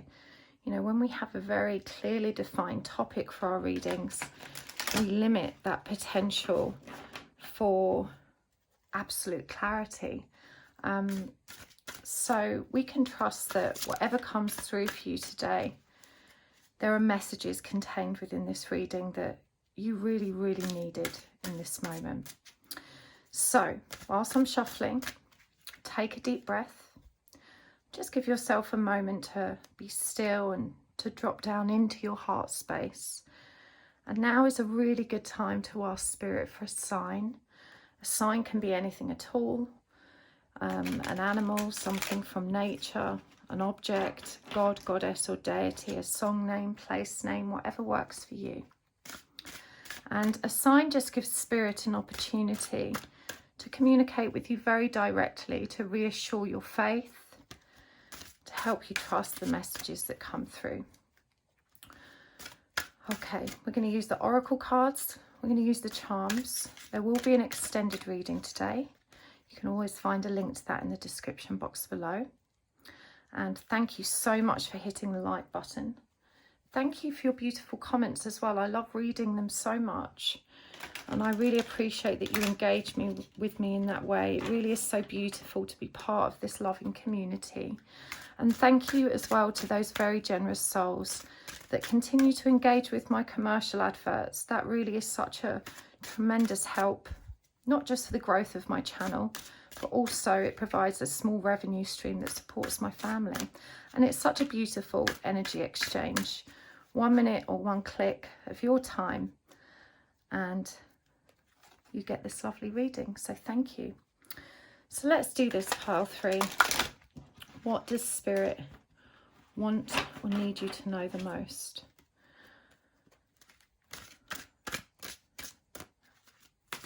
Okay, I think they're shuffled good. The 6 of Wands in reverse. The Moon. The 9 of Swords in reverse. The 8 of Wands. And the 2 of Pentacles in reverse. What beautiful energies. Clarifying these. The Death card in reverse. The 5 of Pentacles. The Hanged Woman or Hanged Man in reverse.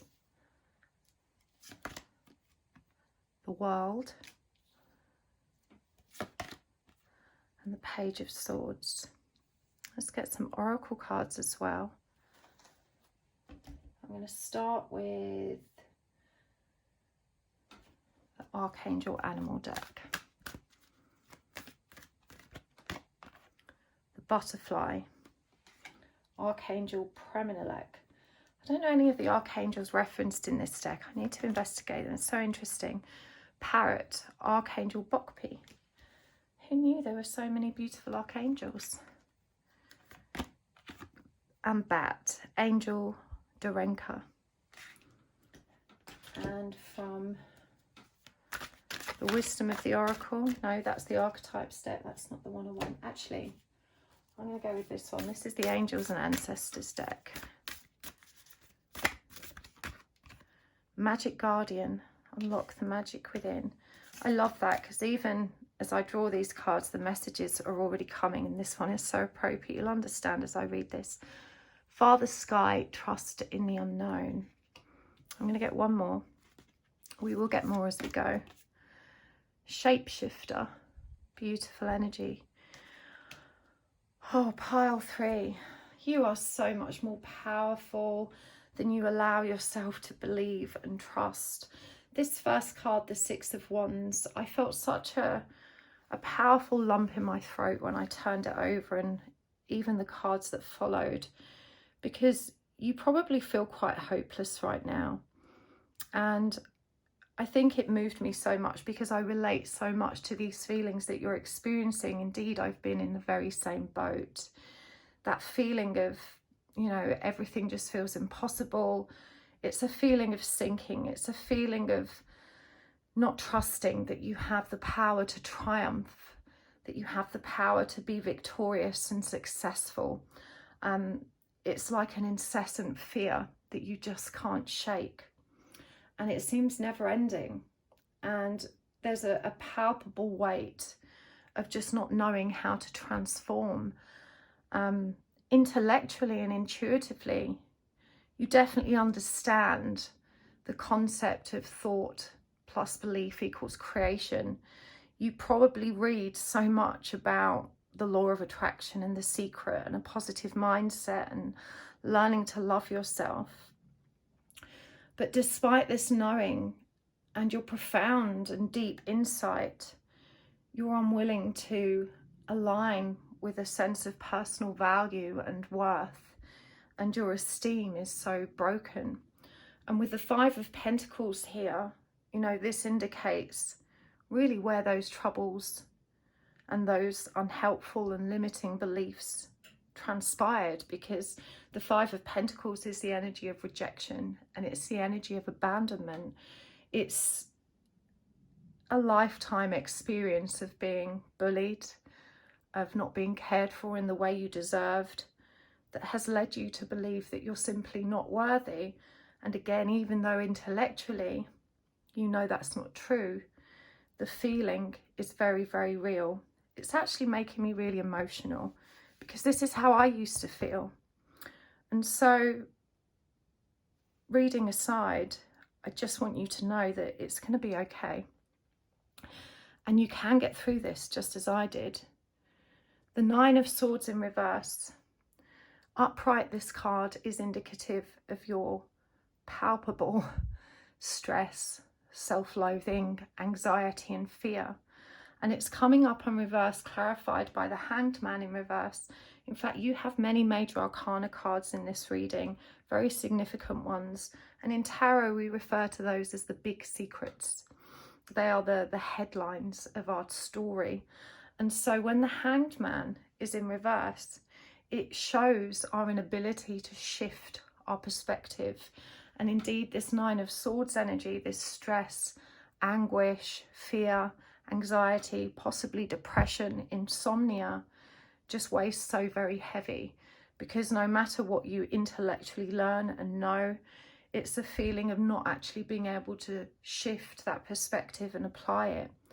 It's a very, very heavy weight and burden that you carry. And I just want to say I'm sorry that life has been so very hard on you, because you didn't deserve that. No one does.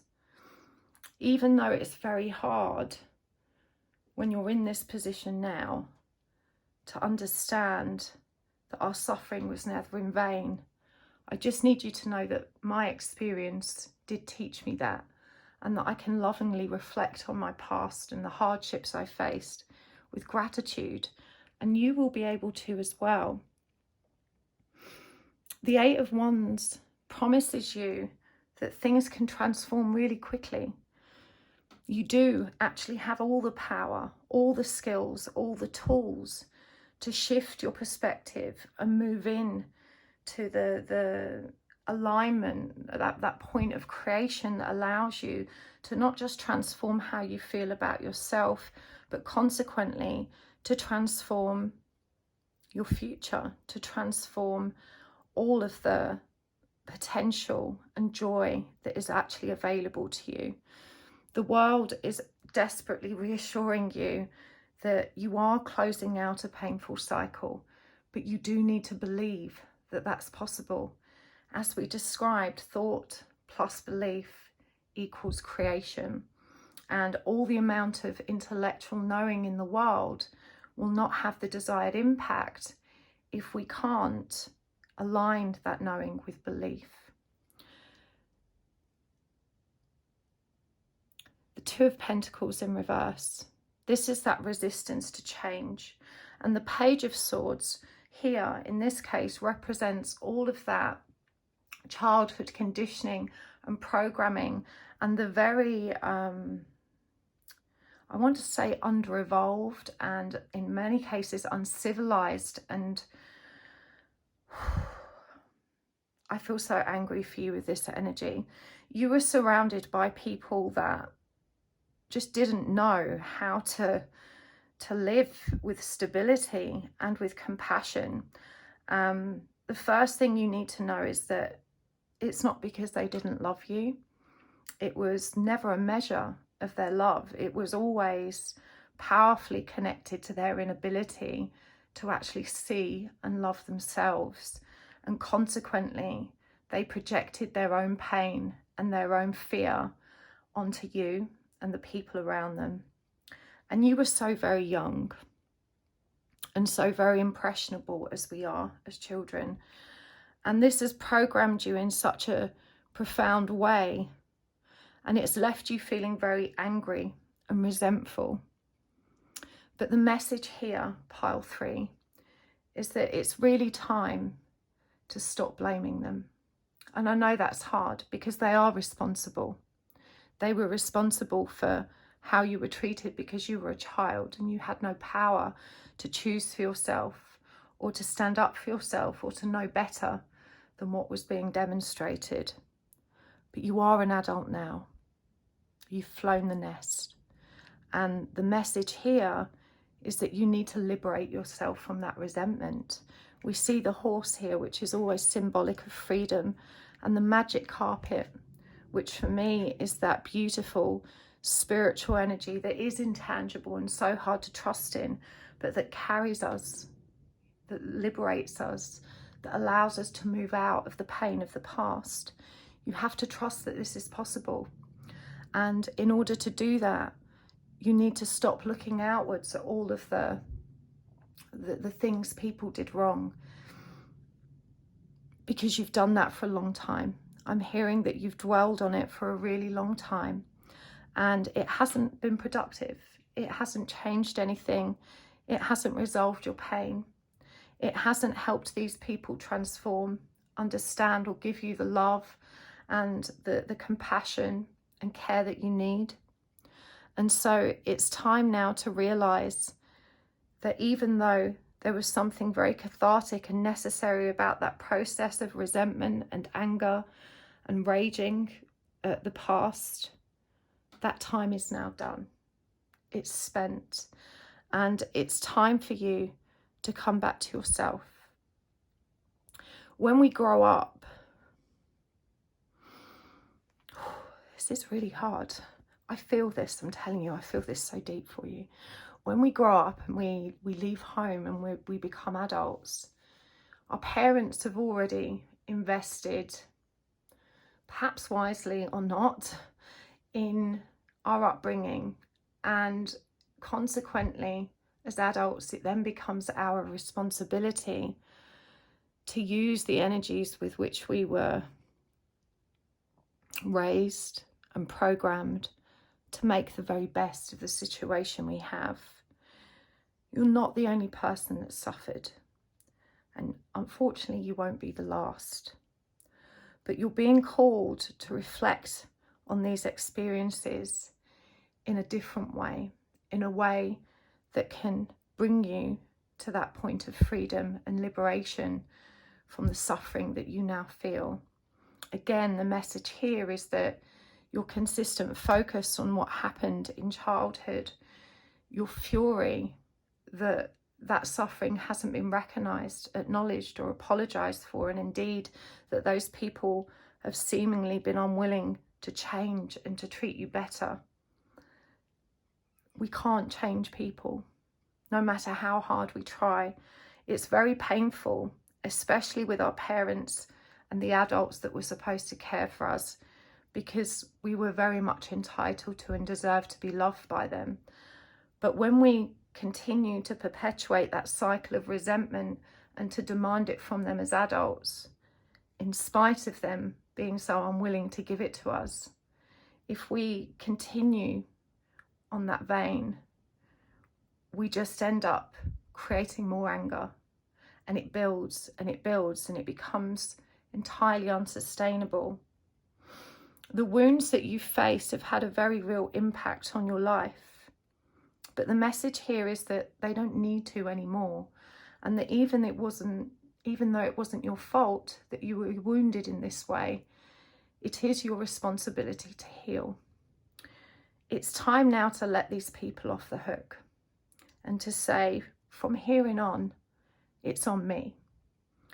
I get to choose how I think. I can learn how to manage and regulate my own emotions. And I definitely have the power to create a new state of being that feels content, happy, and abundant.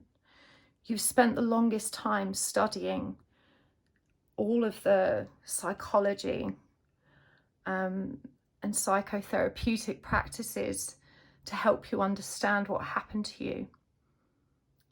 There's been enough studying, pile 3.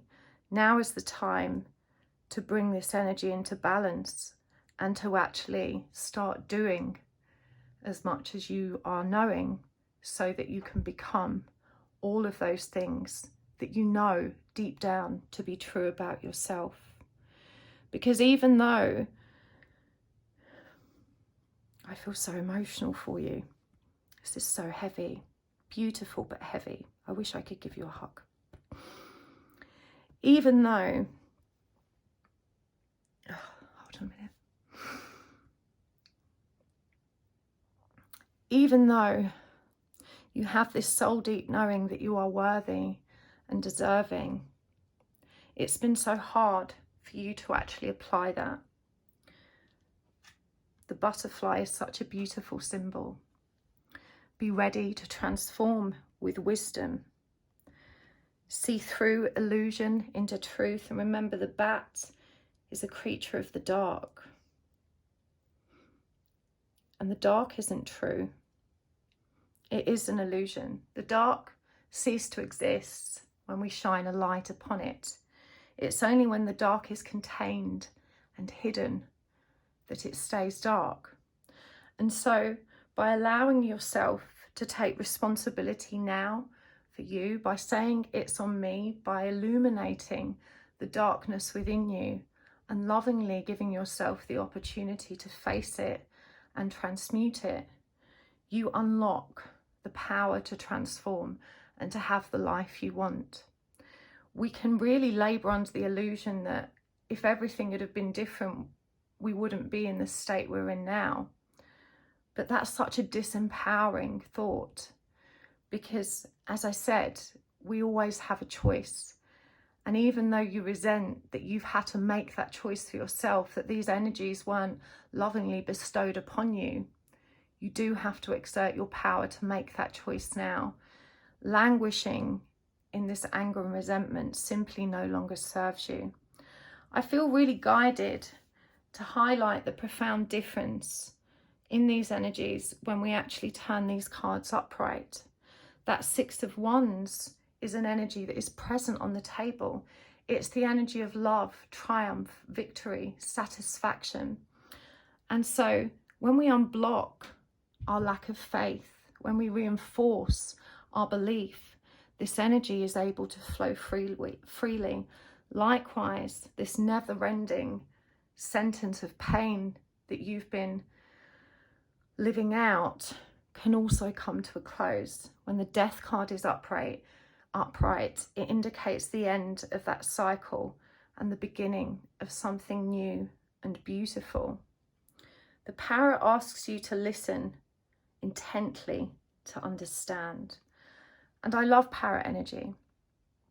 It represents communication, and it reminds you that you can only be responsible for yours, but that you must pay attention to the hidden messages and meaning behind the communication of others.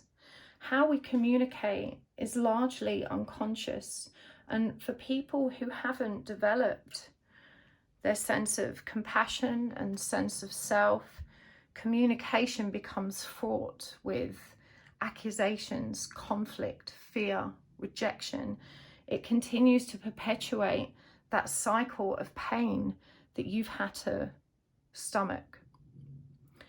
But what you haven't realized is that you have adopted the same manner of communication. It's what you were taught and programmed with, and so you've normalized it and justified it. And even though intellectually you know it's not healthy, you continue to engage with that same unhealthy pattern of communication that you were raised with. You have the power now to choose something different. And this means, you know, developing strategies and tools for restricting those kind of challenging conversations. Listen intently to understand. And as I said, quite often we have to listen really intently because the messages that others convey are distorted by their own shadow aspect and their own pain. What we hear is rejection, refusal to take responsibility, refusal to accept wrongdoing, refusal to transform and love us in the way that we need. But what's really being communicated is, I'm in too much pain to acknowledge my misgivings, and I don't know how to love you in the way you want me to. The people that cared for you did love you. They loved you in every which way they knew how. And whilst their loving fell short of what you deserved and what you were realistically and fairly justified in expecting, they did give you as much as they were able. It was a reflection of what they had in them and what they knew and understood.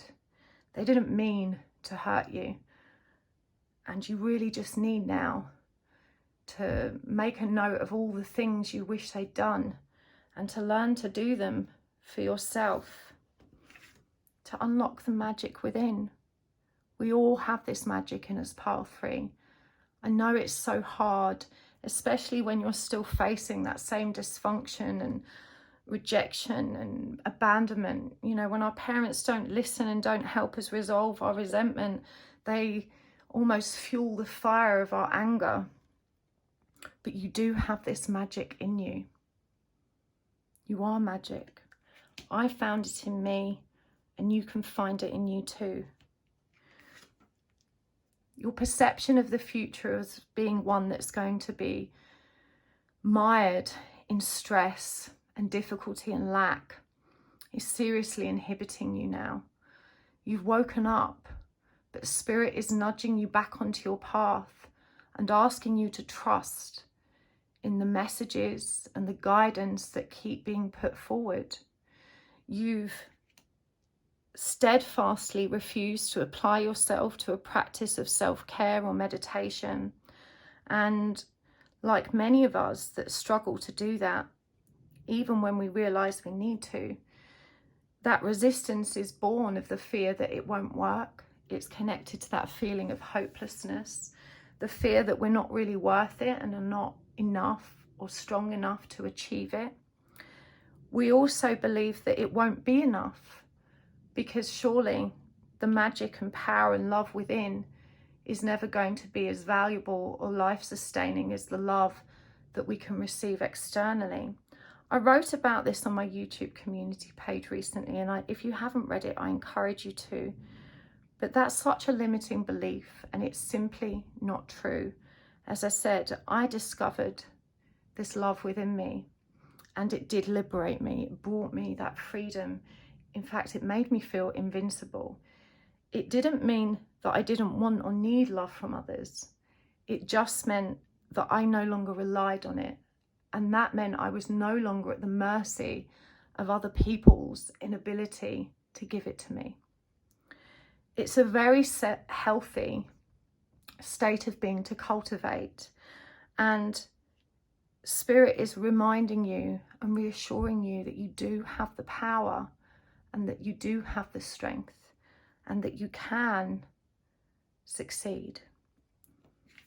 Transform and unveil your gifts.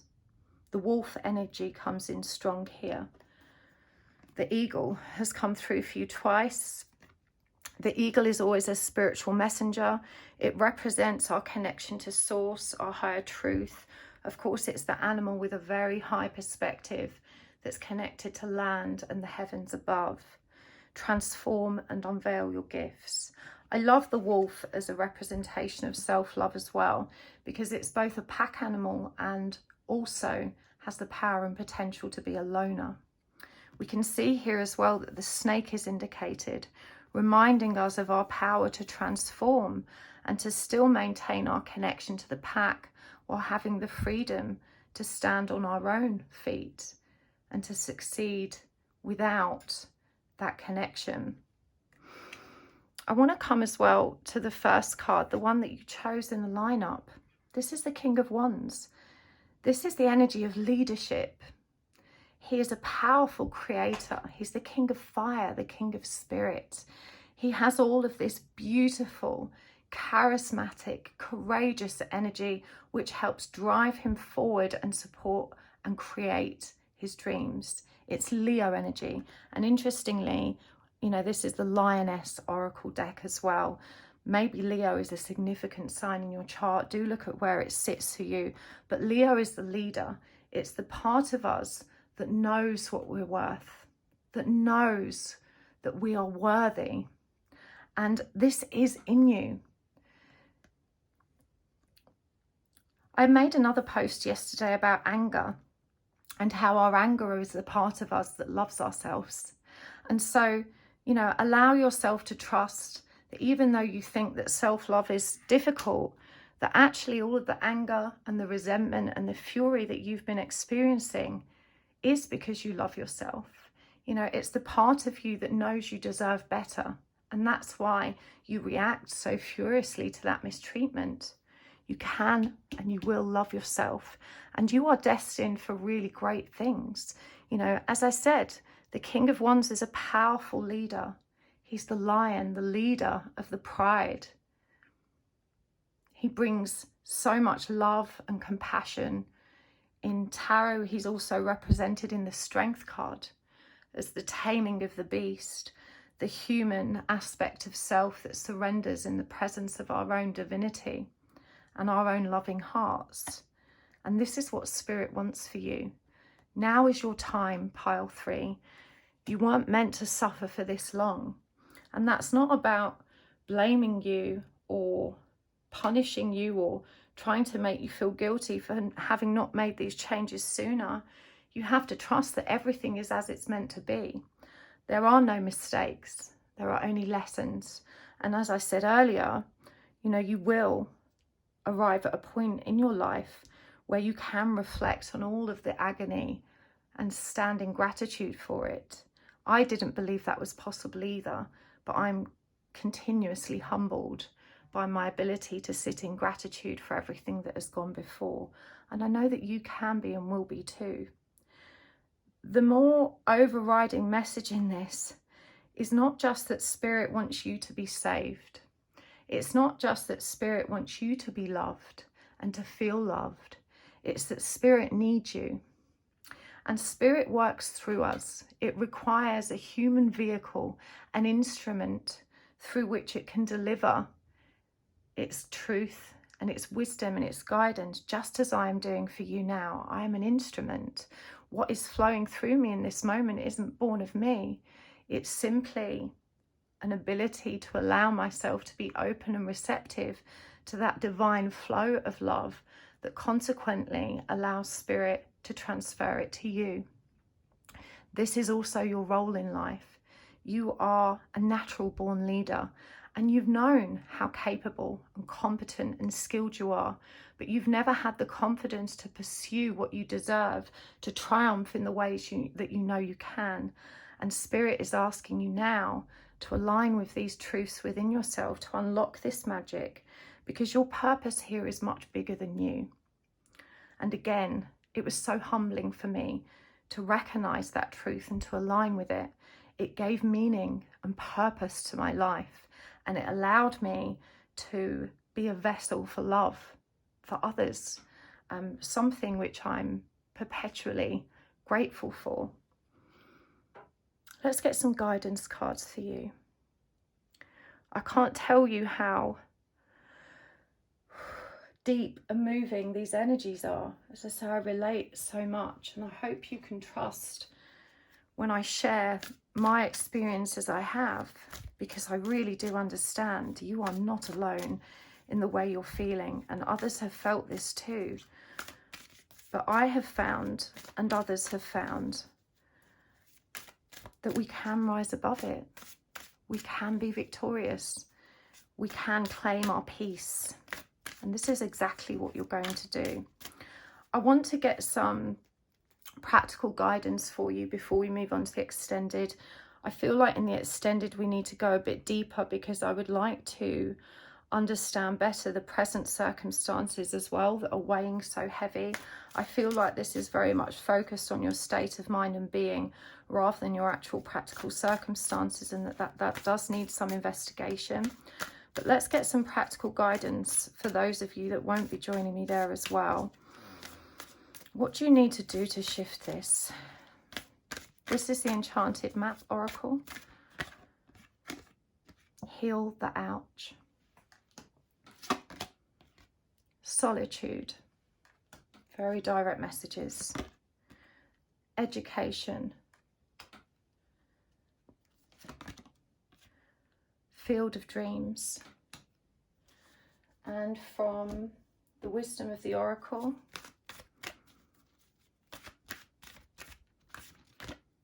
Regeneration,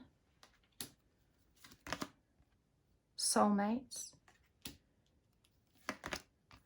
Exchanging Gifts,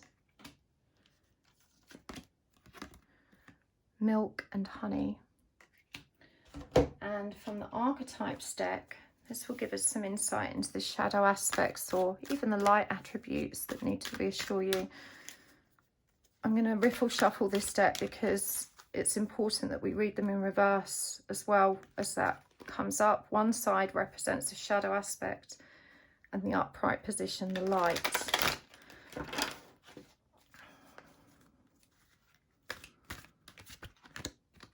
The light attributes of bully highlights your tendency to intimidate others, but helps you confront the inner fears that bully you. Such interesting and beautiful guidance with that one. The light attributes of mother nurture patience, unconditional love, joy in giving birth to life. The shadow attribute of servant, using the lack of money as an excuse not to move forward with life. And the light attribute of artist, expressing a dimension of life that is just beyond the five senses, inspiring others to see life symbolically. Let's get some charms as well.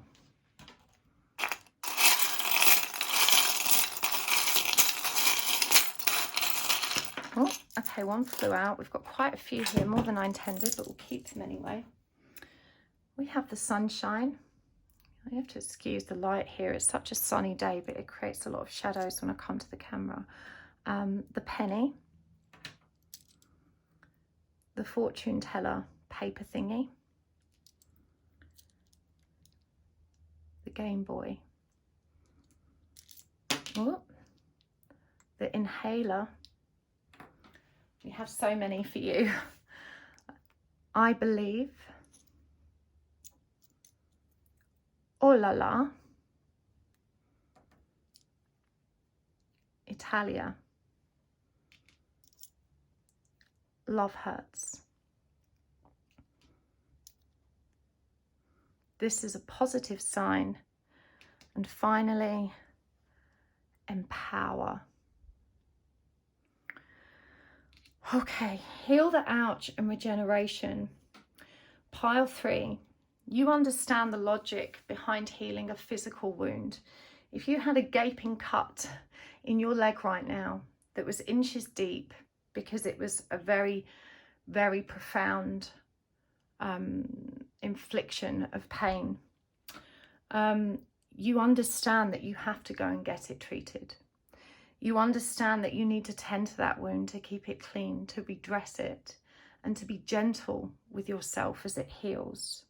You also understand your body's innate ability to heal. Indeed, it barely leaves a mark behind. Such is the magic of our physical body, that it can be cut and broken and bruised and return to its intended divine blueprint of well-being. This is also true of the emotional and mental body. You must trust that you can heal. I know you feel like you're at rock bottom and it's hopeless and impossible and that you can never feel good again. But allow this awareness of the magical, miracle nature of the physical body to reassure you that you can and will heal the emotional and mental body. And you have to. It is no longer an option to continue dwelling in the pain, in the darkness. You don't deserve to be there, but only you can release yourself, can liberate yourself from that. How we heal the pain. The light attribute of bully. It highlights your tendency to intimidate others, but it helps you confront the inner fears that bully you. When we have been bullied or abused, all of those ill-dignified messages that were hardwired into our brains become part of our inner dialogue. And we perpetuate that cycle of bullying by telling ourselves we're not enough, we're not worthy, and that we're all the horrible things that someone else suggested. You are very good in many respects, rising up like a fierce lion and, being defensive and protective of self. Certainly it suggests here that you do have a tendency towards intimidating others.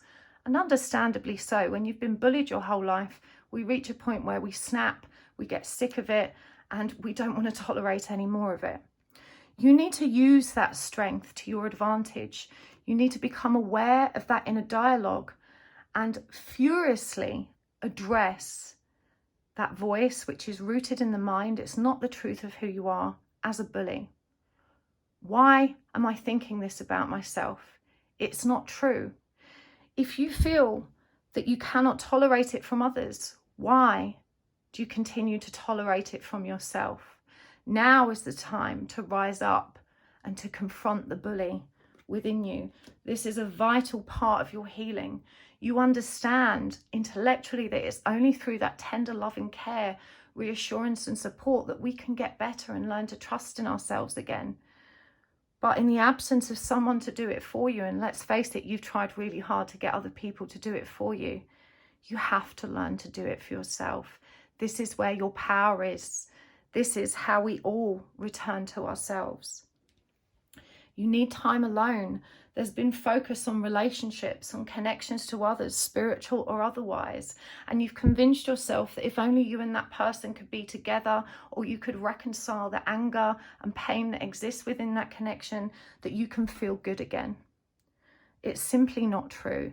You need time alone to heal, because you alone are the healer. And the light attributes of the mother remind you nurturance, patience, unconditional love, joy in giving birth to life. This is exactly what I said to you earlier. You're grown now. It's your turn to parent yourself. We have to let your parents off the hook. They've done their best and it wasn't enough, and they've proved time and time again that they cannot be the caregivers that you need and want. I know how painful it is to accept that. I still get triggered by it myself, even though I've learned to love myself. But I'm no longer writhing in pain. Even though it triggers me and hurts me at times, I now have the power and the skills to mother myself. And you can too. Education and exchanging gifts. You must keep learning, but there's a need to redefine what study is important.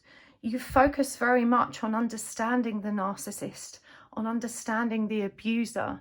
Now you need to focus your attention on understanding yourself and on understanding how you can better support and love yourself. The shadow attribute here is servant, and it says using the lack of money as an excuse not to move forward with life. And I know that when we don't have the funds to pay for therapy or take classes, it can feel so very challenging to get the support that we need.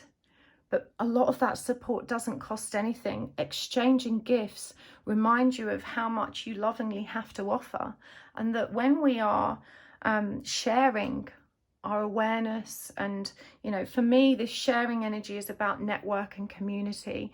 It's asking you to realize how much support is freely available when we connect to the right streams of like-minded souls. We are here for you. Come and join us in the Facebook community if you haven't already. Seek out like-minded souls that are sharing information. This reading is free. There are free resources left, right and centre. Share them with people you know that need it, and trust that you're also going to be guided to what you need.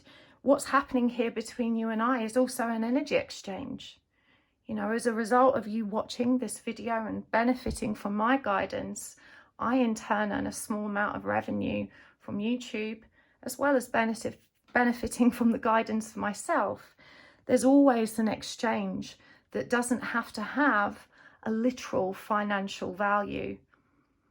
You need to stop using this as an excuse. You've put things off. When I have the money to do this, when I get a better job, when I have the time and the financial freedom to do this, then I'll be able to heal. It's not true. You can educate yourself for free, and you need to, as we said, focus on educating yourself in the right areas, in the area of self-love and self-healing.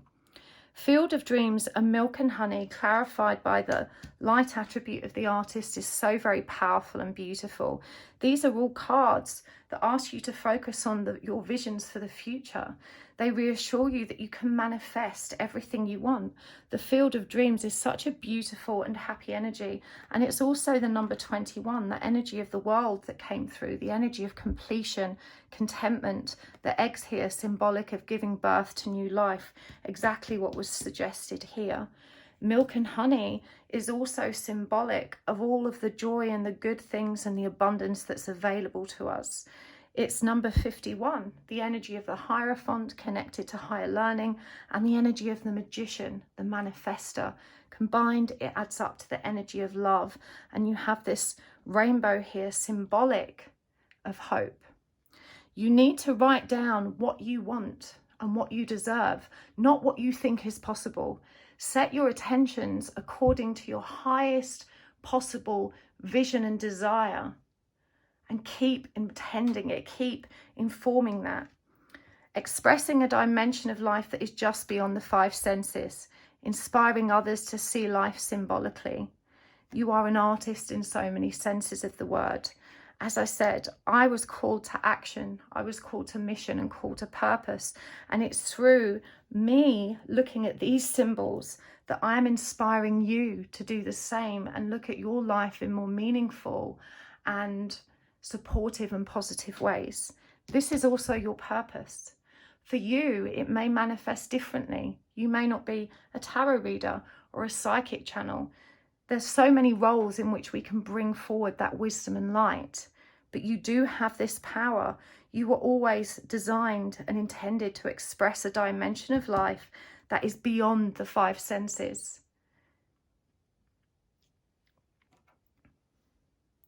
You don't have to play the games that other people play.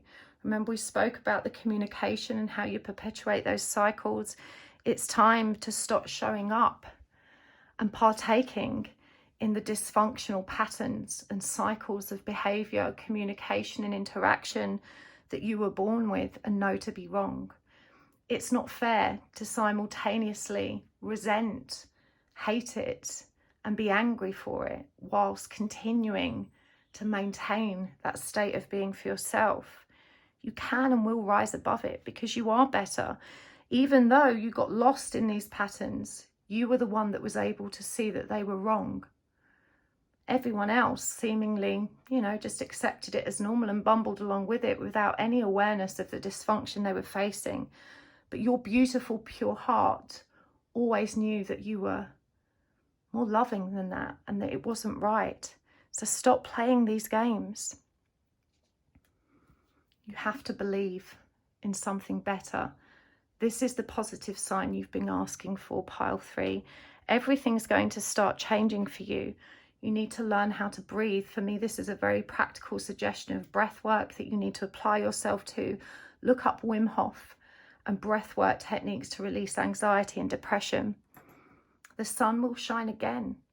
The sun is also symbolic of returning to that playful, childlike state of innocence that you were inhibited from embodying and enjoying when you were in your youth. But you can have it. It's never, ever too late. Love does hurt. That's always the risk we take when we get close to others. But when we love ourselves enough, we can trust ourselves to be vulnerable and to take that gamble. Love doesn't hurt all the time. There are many other loving people with big, beautiful hearts like yours that are willing to share love with you. But you need to trust that it's available and that you're worthy of it. You're being empowered now to transform in these beautiful ways. You're being reminded of your good fortune because you feel like you've never been lucky, but it was never true. You only needed to believe in your power to receive everything you needed and wanted in abundance, to allow it to happen. The universe is reminding you you are way more blessed than you have perceived. I don't know ever how to interpret these energies. Ulala is quite passionate, and so I'm guided to refer to the sacral chakra and the energy of creation and inspiration that resides there, that this is what you need to stimulate and allow to flow. Italia may have significance to you. I'm going to lean towards the colours represented here. The red of the root chakra, which is symbolic of our childhood experience and the beliefs we hold about self. The green, which represents the heart space, and the white, which represents the pure truth between the two. You need to find that truth now. The truth is not the distorted, painful, hopeless state of mind that you've been dwelling in. It's so much bigger and more beautiful, and it's available to you. I really hope this helps, pile 3. I'm going to take this over to the extended now. If you would like to join me there, you will find the link in the description box below. I feel very guided to say that if anyone today cannot afford access to that extended reading, to please contact me so I can provide it to you at no charge, because some of you I think really, really need that. And I don't want you to be inhibited from receiving more detailed guidance because of the finances. As I said, there's always an energy exchange. This community is here for you. So thank you for being here. I'm sending you so much love and so much light, and I will see you next time. Take care. Bye. Hello, pile 4. Welcome to your reading. You have chosen the Affirmators Tarot, the Larimar, and this beautiful card here, which we will read in a moment. Today we are asking for messages from your spirit guides. What do you need to know the most? I always think these are the most useful readings, because when we don't try and define the reading with a specific topic, we really give spirit the freedom to bring forward the messages that we need the most. And that might not always be what we think we need or what we want, but that's okay. It's what's going to help us be the most productive on our healing path, helping us move forward in the way that's right for our highest good.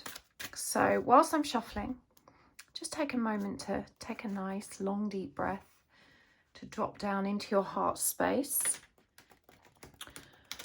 and just set the intention that you're ready and willing to receive the messages you need the most. And you can also ask spirit for a sign at this point.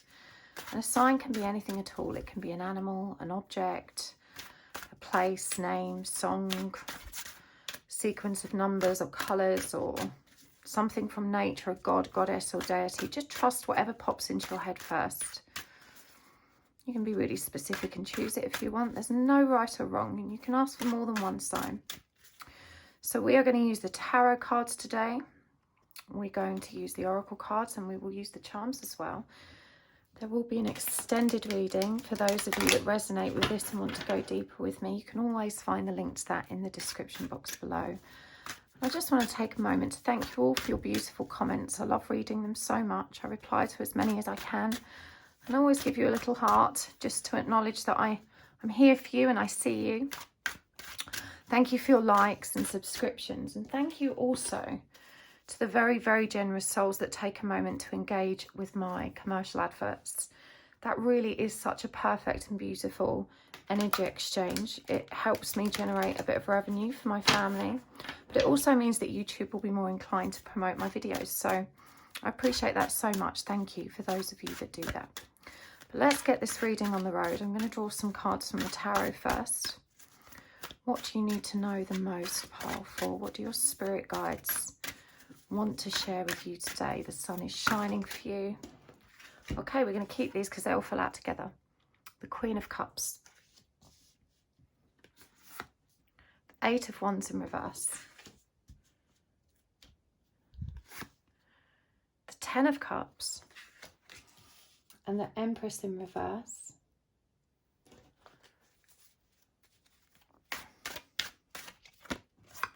The Ace of Wands. We're going to clarify these. The Hanged Man in reverse. The Ten of Wands in reverse. The Ten of Pentacles in reverse. That's very interesting. That's clarifying the Ten of Cups. The King of Pentacles.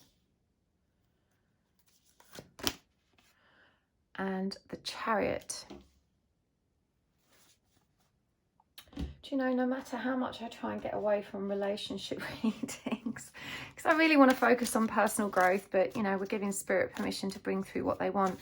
This is undoubtedly connected to family and relationships. And actually this card that you chose from the lineup is the Queen of Pentacles, which is both the wife, the mother. Interesting. Okay. We've got Fork in the Road. This is the wisdom of the oracle. No place like home. And Observer. And from the Angels and Ancestors deck.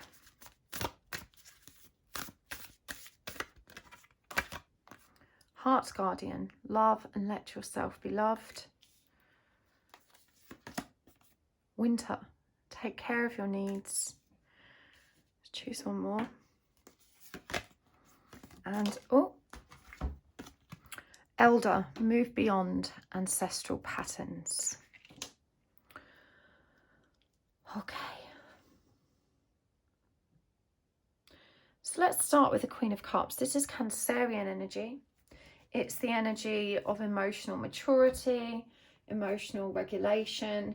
The Queen of Cups is often perceived as the most measured queen in the deck because she usually has a lid on her cup, which demonstrates her ability to contain and manage her emotions in a measured and balanced way. So it's a very, very evolved state of being. And what I'm hearing is that you find yourself in a relationship where your partner is unwilling to grow and unwilling to evolve in the way that you are doing, and you may have found yourselves drifting apart. We can see here that the Hanged Man is in reverse, and I'm hearing in your case this relates to a profound difference in your perspective on life, perhaps your perspective on parenting. There's a lot of mother energy in this card, so some of you may have children with you both have differing parent views. And this fork in the road, I think, is very symbolic. This suggests to me you're questioning if you're in the right place. And this is a number 13. And number 13, number 1 is the Magician, 3 is the Divine Empress, which shows up for you here. And combined, of course, they're number 4, which is the energy of stability, power, leadership, control. It's also masculine energy, but you have the Magician, the Manifestor, and the Divine Empress contained here. For those of you looking for signs, I'm just going to bring this up close because you've got this funny little monkey creature there. I think it's some kind of baboon, and I believe that's a llama, as well as the owl. So a fork in the road, of course, would suggest that you're on the fence about what to do next. You're not feeling entirely fulfilled in this relationship, but actually I do feel that there are a lot of really positive points. It's not that your person is a terrible person or that you really loathe them or dislike them. You've just found yourself growing in a different direction, and you're questioning, you know, am I in the right place? Do I want something more than this? I do feel that your partner is a really wonderful protector, provider in many respects. We have this 10 of Cups here, which is a really comforting, emotionally secure and contented energy. And so, you know, this person's probably your best friend in many, many respects. But when the 10 of Pentacles comes up in reverse, it shows us that there may have been some material pressures, financial difficulties, or perhaps even interference from other family members at a material level that are also impacting the connection. Maybe you are the breadwinner and your person doesn't necessarily work, and you're feeling the weight of that pressure. Indeed, with the 8 of Wands here clarified by the 10 of Wands in reverse, this would suggest to me that nothing is changing fast, and that maybe your person is unwilling to take responsibility for themselves, for the family, in the ways that you need and want them to. But we have got this no place like home energy. You know, despite your, shall we say, pain points in this connection, it does feel like the two of you have cultivated, you know, a really warm and comfortable home life together. And so there is a lot of stability here. There's a lot of security. And as we see, there's a lot of kind of rich emotional support. It's just that this person isn't evolving in the way you want them to. And I really feel like, you know, you are perceiving yourself as somehow being a parent to them, is what it feels like. When the Empress is coming up on reverse, it suggests as well that there's a distortion in the feminine energy, and yet I don't feel it's yours. I'm picking up, again, interference from different family members, perhaps a mother-in-law or a mother figure. But the King of Pentacles, of course, is the king of his castle. He is that protector to provider energy. And so this 10 of Pentacles in reverse is a massive contradiction to both of these. You know, perhaps it's the case that your person, you know, is struggling financially in some respects, but not necessarily not working. But they do feel a sense of pride around being the protector provider. And so when they're unable to do so, or if that aspect of their role is being challenged by their external circumstances, this would be a very, very triggering experience for them. I think what stands out above all else is this growth that you're experiencing, perhaps at a spiritual level, and you're dealing with someone that's very practical and pragmatic and doesn't necessarily support or align with your spiritual growth or your spiritual interests. Indeed, we see the Ace of Wands here in reverse. And when this comes up in reverse, it shows someone who's unwilling to grasp the spiritual wand. And the Chariot here actually cautions you that maybe this is the point. Now, often we tend towards defining ourselves by the relationships we have and the people around us.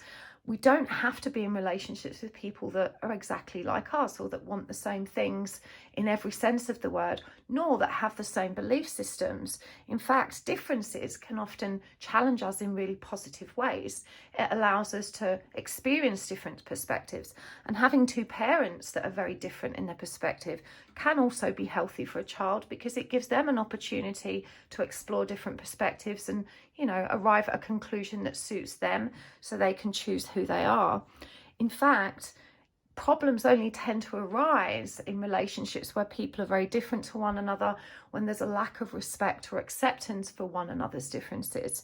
If you can learn to recognize these differences as an opportunity for growth, and to be more forgiving of those differences, and to admire and appreciate them instead of seeing them as some kind of deficit, I really think that you can improve this situation. I can't help but focus on this 10 of Cups that's front and center, the no place like home energy that feels so comfortable and stable in so many respects. I think you would be the first person to agree that your partner, you know, in many respects has been a great partner. And certainly it feels to me like you look at the experiences some of your friends have had, or other families or people around you, and you consider yourself very blessed to have had the kind of stability and security you have. You're really being cautioned to resist the urge, making knee-jerk decisions about whether or not you should stay based on some, what I think Spirit is suggesting, are fairly insignificant challenges that you're kind of idealizing or romanticizing the alternatives. Again, there's a fear of being responsible or accountable here around this lack of change. It's not clear to me what this is, but there's definitely some kind of financial instability or concern. Perhaps it's that your partner doesn't want you to work in a certain area, or you them, or that one or both of you is experiencing challenges around those conversations about finances, work choices. It's not crystal clear. As I said, your partner certainly is very capable. They can be a good provider and protector, but there's something upsetting the emotional balance of your connection that's connected to the material elements of the relationship. Again, this could be choices about work, and maybe your work is connected to the spiritual realms, and this is something that they strongly disagree with. You're being asked to observe very carefully what you actually have available to you here. I'm just holding for a minute because my guide's asking me to look at this card more carefully. I'm guided to bring it up to the screen. Okay, so we've got a fox here. A fox is all about strategy. They're very shrewd and cunning animals. They take their time when it comes to stalking their prey, and they don't make any impulsive moves. We see here that they are observing the moon very carefully, and the moon is connected to our intuition, that divinely feminine aspect of self that is aware of the additional energies that are available to us, the broader spectrum of higher senses. The numbers here are significant as well, because 4, as it came up with the 1 and 3, is also about stability, the home, providing, protecting, leading, security, control. But 9 is the number of the hermit. It's about introspection. It's about finding the light within and understanding who we are. And so when you're looking at this issue of, well, yes, there's a lot of emotional stability and comfort. Perhaps you contribute most of that, and you're frustrated that your partner isn't leveling up or meeting you on the bridge in an equal fashion. But there's definitely some dissatisfaction around the material elements, and you're being asked to observe it very carefully, not just with your strategic and thinking mind, but also paying attention to your intuitive abilities, and also going deep inwards, and considering all aspects, making a decision from a very balanced perspective in which you take everything into account. Let love and let yourself be loved. Now, another thing that comes up here is when it comes to your lack of emotional satisfaction in some respects, and I feel it's not necessarily that you feel your person is uncaring, just that they can't necessarily go as deep as you. Perhaps they don't want to, or are unable to really explore the depths of their own emotional experience. And it's not that they're entirely, devoid of emotion. It's just that perhaps, it's not in their nature to be so emotionally connected. And we're all different when it comes to how we respond to the emotional spectrum and how much access we have to it. For example, Cancerian energy is designed with water in mind. Water represents the emotional body.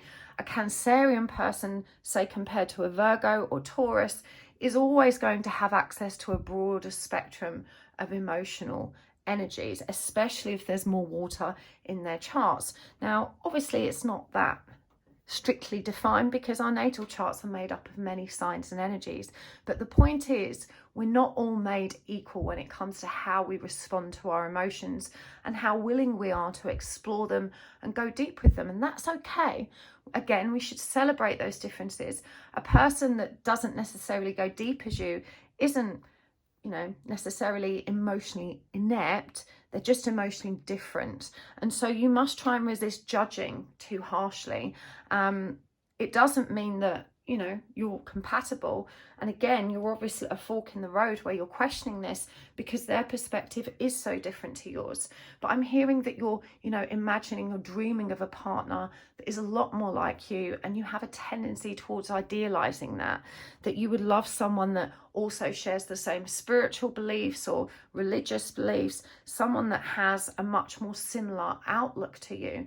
And as we've discussed, that can really help in a relationship, but it's not necessarily the be all and end all. And to my mind, it looks like there are many, many positives here. And even as you've acknowledged yourself, perhaps in some respects, you know, you're really focusing on details which aren't necessarily relevant. They may feel so now because of these differences you're experiencing. And I think a lot of this growth is kind of new to you, but they're not necessarily always going to feel like a challenge. And this is why you're being asked to observe carefully, and also to just love and let yourself be loved with the energies that are available. Quite often, when our partner isn't able to understand us at the emotional level we wish they would, the way they love us is different to what we think we need. And that can make us very resentful. But really, it's about two people speaking different love languages. You know, how a person expresses emotion isn't necessarily a measure of their love for you. It's very much connected to the love language they speak, how they feel safer expressing love, and, you know, mostly in line with how they would prefer to receive it. But we can become very entitled about how our partners love us, you know, with things like, oh, I wish they would do this and I wish they would do more of that. Of course, the key thing here is communication. Sometimes our partners can learn to speak our love languages, but we have to also accept that sometimes they can't. And maybe in those cases, it's up to us to fill those gaps because they may already be loving us in so many meaningful ways. I remember when I spoke to my own therapist about this many years ago when I was in couples counselling with my ex. And one of the things she asked us both was, how do you show love? And, you know, what came up in that conversation was really interesting to me because we both showed love in tremendously different ways, and neither one of us perceived the other's way of showing that love as necessarily fulfilling or what they wanted. And again, it didn't mean that there was an absence of love. It just meant that we both communicated it in different ways. And so in a relationship, yes, we can expect to be loved to a certain degree, but it's no one else's responsibility to really make us feel loved and happy. That's an inside job. When we learn to love ourselves in a more meaningful way and we fill up our own tanks, we become able to accept the love that's available to us much more graciously and to appreciate it for what it is, rather than worrying about whether our absolute needs are being met in every sense of the word. No human being alive can love us as we need 100% of the time in every which way. And so that's not always a healthy expectation. Now, I do feel that you are very mature and very evolved. And a big part of this, you know, not feeling comfortable, wondering if maybe there's something else, I think this connects to a lot of other things going on in your life as well. I do get the energy that you're both a much more mature couple. Perhaps you have children that have grown or are leaving home, and, you know, there's not as much glue to stick you together as there was before. And certainly as we hit that kind of middle-age point and we get more time to ourselves, we begin to transform and explore different things and question if we still want what we have. That's perfectly natural. It's okay to sometimes feel unfulfilled or, you know, a bit apathetic about our current situation or circumstances. But again, you know, observe carefully. Don't make any knee-jerk decisions. You're being asked to really temper these energies and explore them at a deeper level. At the moment with the Chariot, as I said, going back to this Ace of Wands, there is a suggestion here that this was always meant to happen for you, that actually, you know, learning to not define yourself by who your partner is part of your spiritual growth. The Chariot is always about that divine plan and the divine drive that's behind us. And whilst you may feel this overwhelming impulse and urge to grow in this direction, it's also challenging you to question if it's driving you too far away from the dynamic that previously felt comfortable and good and satisfying. But sometimes the road reconvenes at a later date down the line. Sometimes we need to go off and rediscover ourselves in order to come back to our relationships, you know, feeling more whole and contented and more aware of who we are and what our needs are. Perhaps it's the case that you just need some space and time to enjoy your differences. And I just really feel that there is so much positive stuff going on in this relationship that shouldn't be ignored. Again, it says here, take care of your needs. You know, you're allowed to be a lone wolf for a while.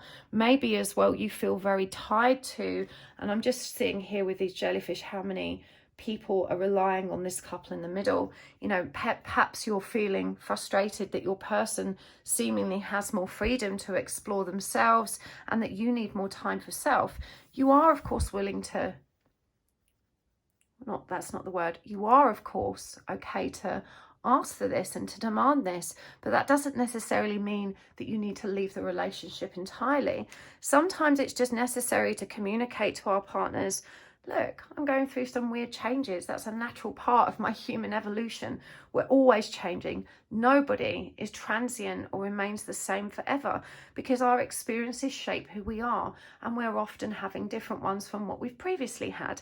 So, you know, you're being asked to deal with this in a much more pragmatic way. And I feel like that word is very triggering for you, because you're feeling like you want to align with this kind of divine or intuitive impulse that is seemingly pulling you in a different direction. And even the horses here are pulling in different directions, but they're still both under the same roof. Again, and the message here, it's okay to take care of your needs and to look in different directions. Winter, of course, suggests that energy of when everything is still or even seemingly dead, and that nothing much is happening on the surface, and we need to go deep, regenerate, revitalize, take care of ourselves in a more solitary way.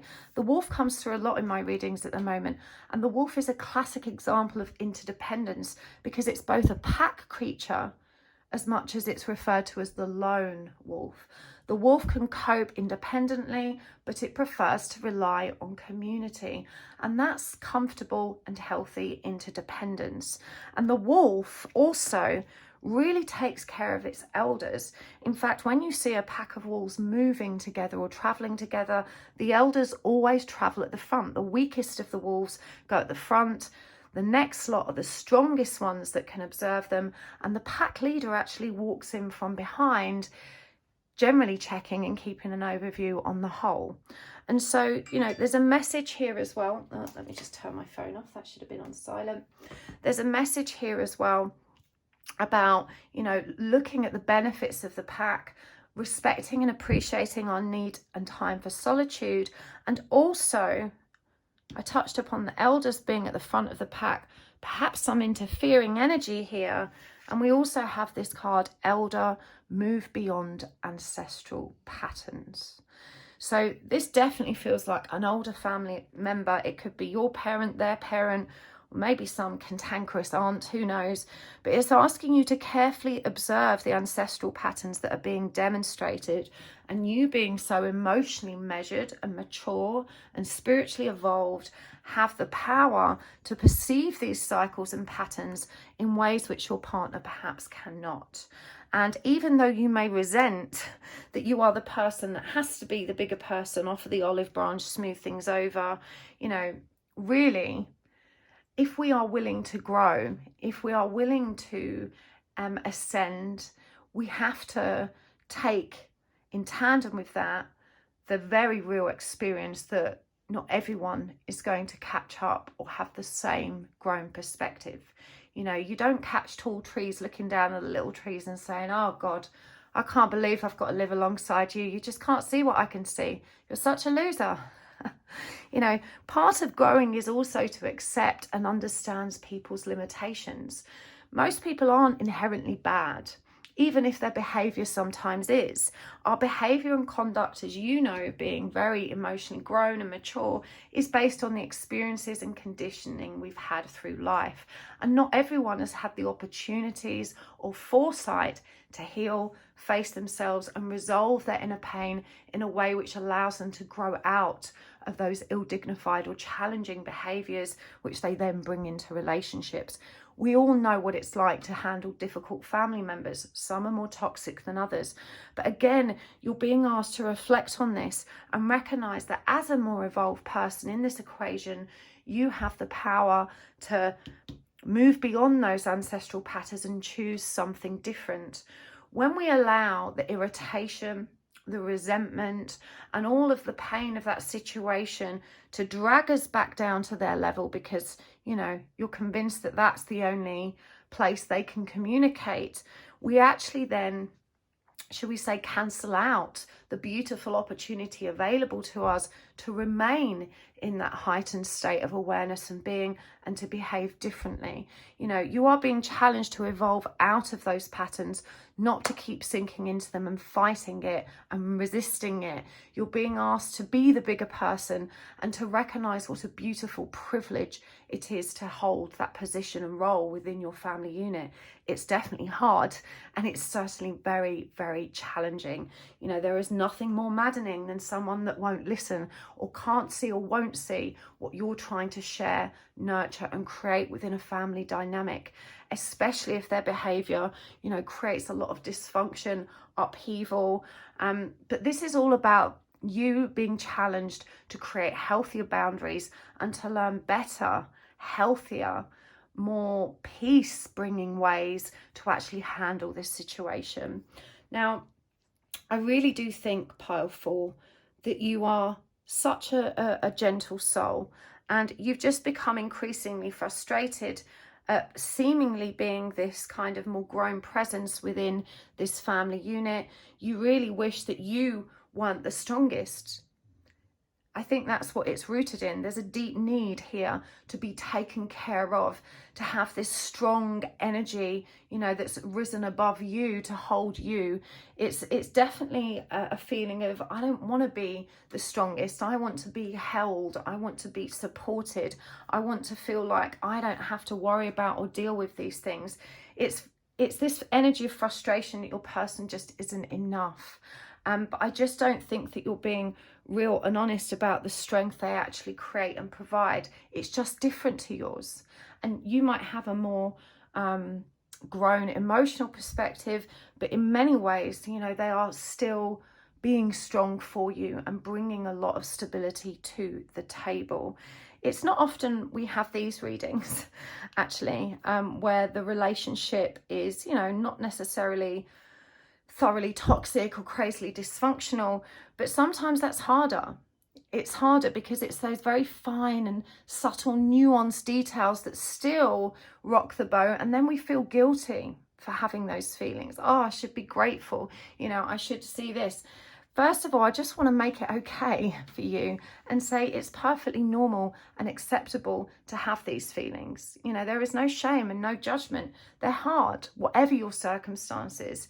Everybody struggles, and you know, just because some people struggle worse than us doesn't mean that we shouldn't, you know, feel challenged or irritated by the struggles that we face. So, you know, this isn't about shaming you and saying, look, bitch, you've got it good, just shut up and get on with it. This is asking you to very carefully consider all aspects and to take your time before making a decision. Because my gut feeling here is that as things continue to pan out, you can and will find healthier ways to move beyond these patterns. And actually, in part, this is what Spirit's intending. And you're being asked instead to imagine and idealize how wonderful it might feel to actually be able to achieve that. Okay? You know, what if you could create more peace and equanimity with this difficult family member? What if you could have such healthy and mature communication with your person that you were able to learn to speak one another's love languages better? You know, you're being asked to resist the urge to jump ship, based on some very profound changes you are currently experiencing, which are likely to come back into balance, and you'll find your feet with it. As I said, it is challenging to be a tall tree among saplings. It's maddening, especially because, you know, when you're up there and you're seeing all this different perspective, and you'll say, well, actually, you know, what I'm seeing is this. They will treat you like you're the mad person. You're crazy. No one else can see that. That's not what's really happening, because their perspective feels so real to them.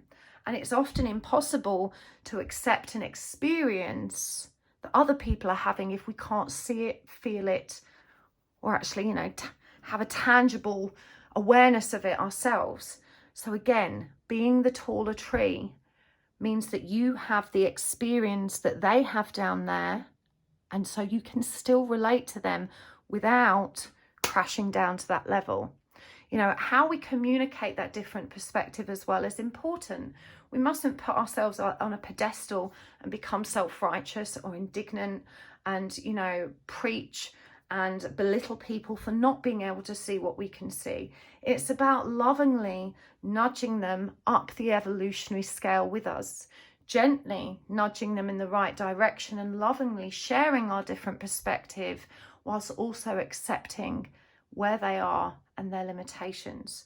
Now, at the end of the day, if you decide that you're not happy where you are, it's okay to move away from this situation. You know, this isn't about shaming you and guilt tripping you and saying, you know, you should just be grateful and stay where you are. We are all entitled to choose what feels ultimately good and right for us, and you should definitely do that. The universe is just asking you to take your time, because I have a feeling that later down the line you may change your mind. Again, I was being shown two paths coming away from each other and then coming back round and coming back together. And so what this sounds like to me is, you know, you're growing in different directions. You can't see each other. You can't get close. The intimacy is a struggle. But with a bit of work, slowly but surely, you can reconnect and find peace again. I do feel like this has largely been a long and very fulfilling relationship. Certainly not without its troubles, because no relationship is. But again, I get that your person is good at heart. They have a fairly balanced perspective, even if it's not as broad as yours. And I do think that they can learn to be more supportive of your differences, and that you can learn to be more supportive of theirs. Now, let's get some very practical guidance cards before we take this over to the extended. I want to go deeper into your spiritual experience as well in the extended, because I feel like you also feel this just powerful urge to mission. Again, we spoke about this energy of maybe your career choices, what you're learning at the moment, or where you're applying yourself, has also created some disagreement or conflict. And I think we need to look at that as well, and your spiritual practice and purpose. But I want to get some practical guidance for the main points of what we've discussed here. This is the Enchanted Map Tarot. Deep Freeze. Field of Dreams. Education. Solitude. One more. Spirit of Place. And what we're going to use next, let's get the archetype cards. I think these are useful in relationships. I'm going to pull some for you and your person, so we can get an idea of the energies or archetypes that are challenging each of you to remain harmonious in your connection to one another at the moment. I riffle shuffle these because these cards are meant to be read in reverse or upright. One side depicts a shadow aspect and the other the light attribute.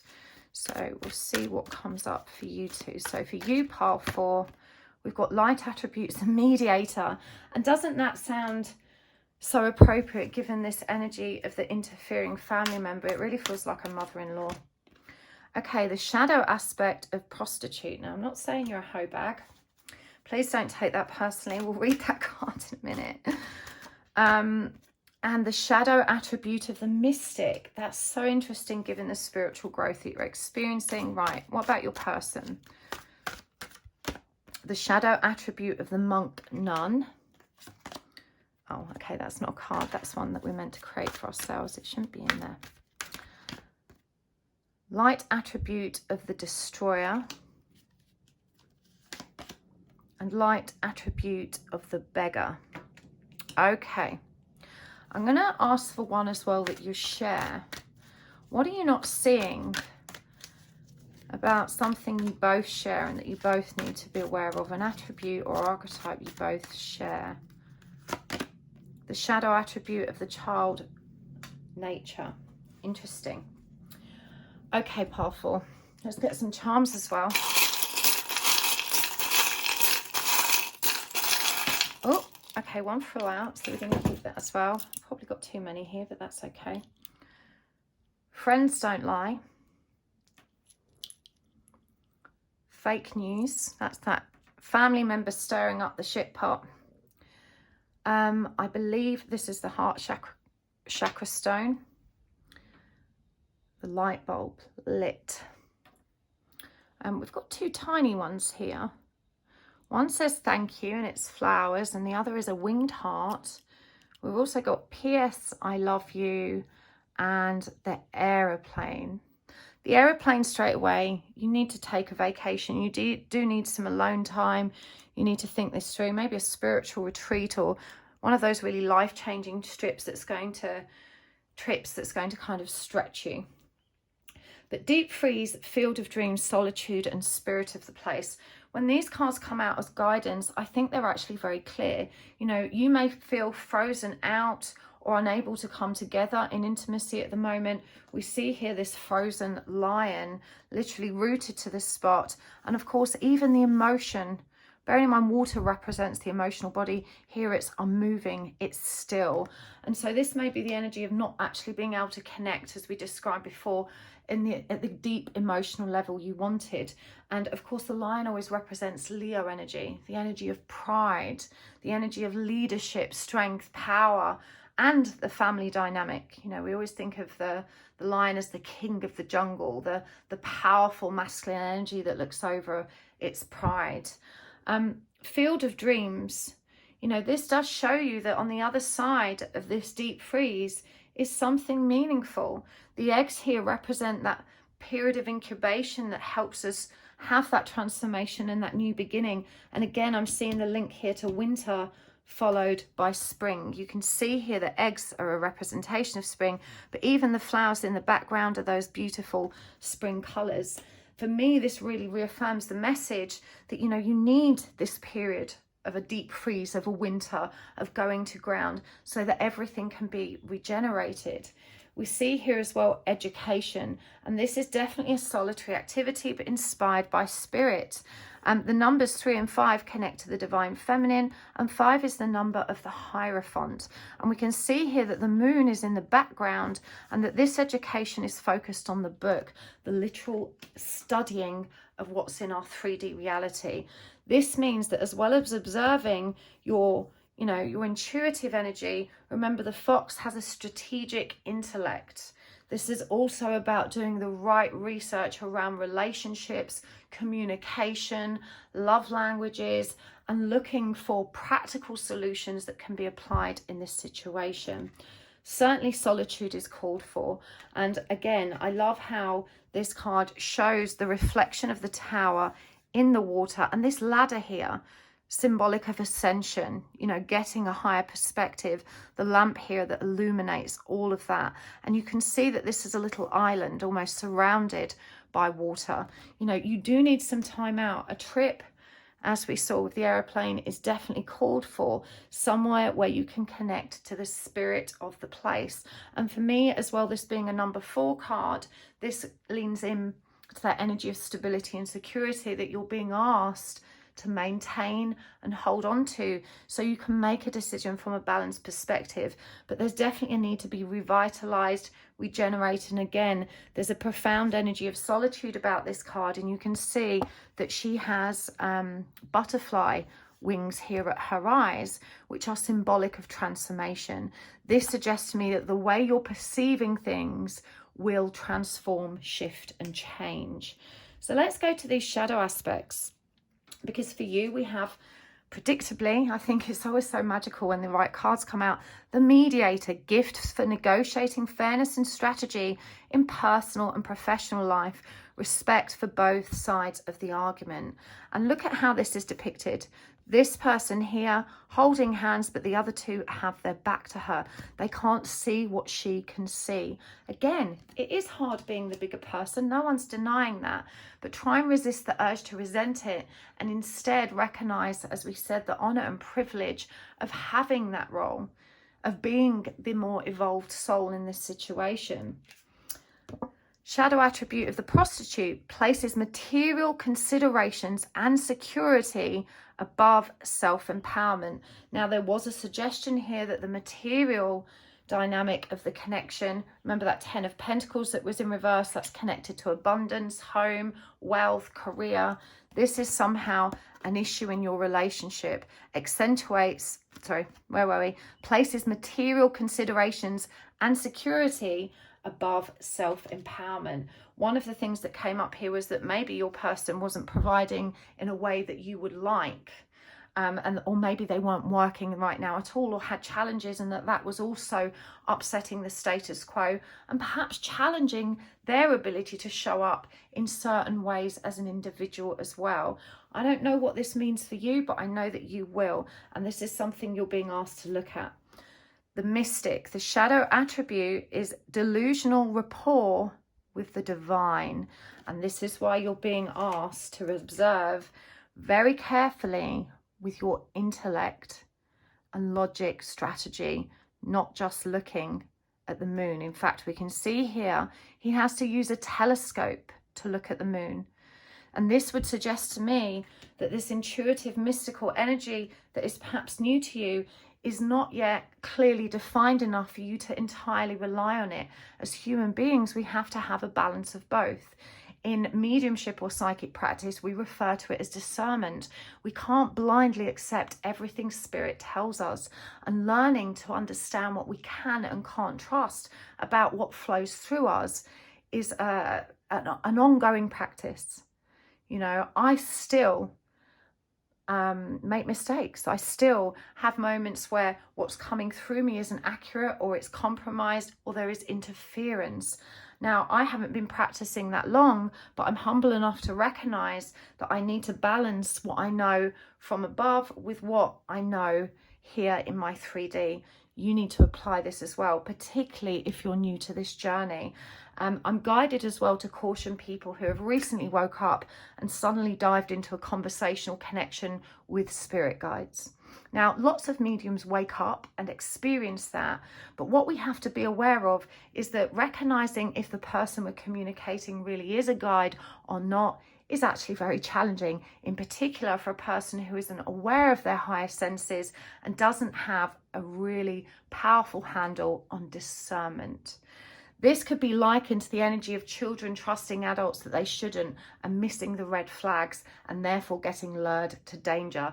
That vulnerable, pure innocence that children have is the same for us when our psychic senses first open, because we're using to work with those energies for the first time. So we're not going to have as much mature discernment around that.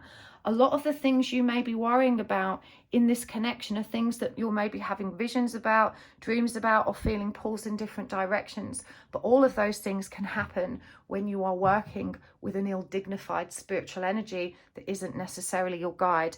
My advice to you, if you are using spiritual guidance with which to really forecast every decision, you need to bring that into balance and find a really good teacher that can help you apply discernment and figure out what's right and what's real. For your person, we have monk nun. The shadow attribute of that is negative judgment of the physical world and excessive piety. And again, there was this suggestion that maybe your person doesn't accept or unnecessarily judges the spiritual experiences you're having. But we do have the light attribute of the destroyer, releasing what is potentially destructive and preparing for new life. You know, this does show your person's potential for change and compromise. And we've got the light attribute of the beggar, confronts empowerment at the level of physical survival, awakens the spiritual authority of humility, compassion, and esteem. So, you know, this is definitely someone that is more focused on the material world. Beggar suggests that maybe they take more than they give. Again, it might be a suggestion that you're the provider or they're not. And, you know, that there's some ambiguity or difficulty around that.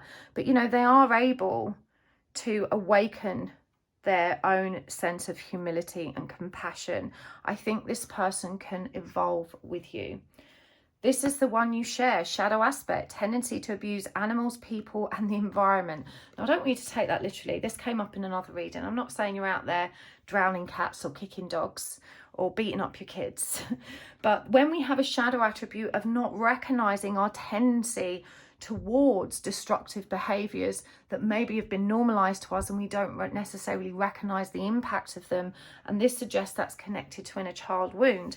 Again, you're being asked to be mindful of moving beyond ancestral patterns, and this means that both of you perhaps need to be more aware of how you actually confront your own anger, how you deal with conflict and challenging communication, and in particular, you know, that may be more obvious in how you deal with vulnerable energies, such as children, such as elders, such as pets. You know, if you find that you're quite comfortable, like screaming blue murder at, you know, your cat, that's the way you'll find to vent at, you know, someone or something that can't necessarily challenge you or respond.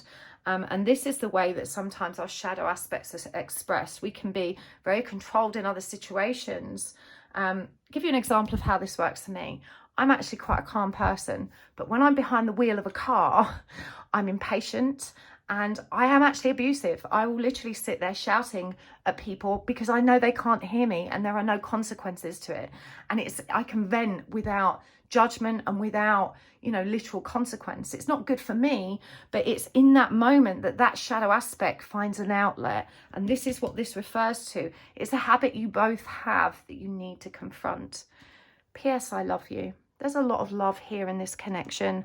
Someone is stirring the pot. You know, you must learn to communicate with each other and not get drawn into someone else pulling strings. Friends don't lie. This is calling you both to be more authentic with one another. You know, the light bulb moment, this is how I heard this. I don't always read it like that, but you're being asked to illuminate more truth in this situation, to operate from your heart center, you know, to sit in gratitude for what is good about this connection and to not get caught in the trap of thinking it's all bad. The winged heart reminds us that you can take flight and make improvements. I really hope this helped for you, Pile 4. It really has been a joy to read for you today. I hope this brought some insight. If you would like to join me in the extended, the link is in the description box below. And thank you, as always, for being here, for your likes, for your subscribes, for your beautiful comments, and for engaging with my adverts. That helps so much. Don't forget to check out my website at happysouls1111.com. Private readings can be booked only if you're on my mailing list. Now, I've just opened my diary, possibly for the last time, at least for the near future. I may open it again for a few slots in May. Either way, make sure you're on my mailing list if you would like to have access to private bookings. And you can also join me for a tarot class, which is coming in just 2 or 3 weeks. I think it's April the 19th or 14th or thereabouts. It's on a Saturday. For 4 sessions, and we will be learning how to read the tarot together. So if you are interested in joining me for that, I would love to see you there. So lots of love, and I'll see you next time. Bye.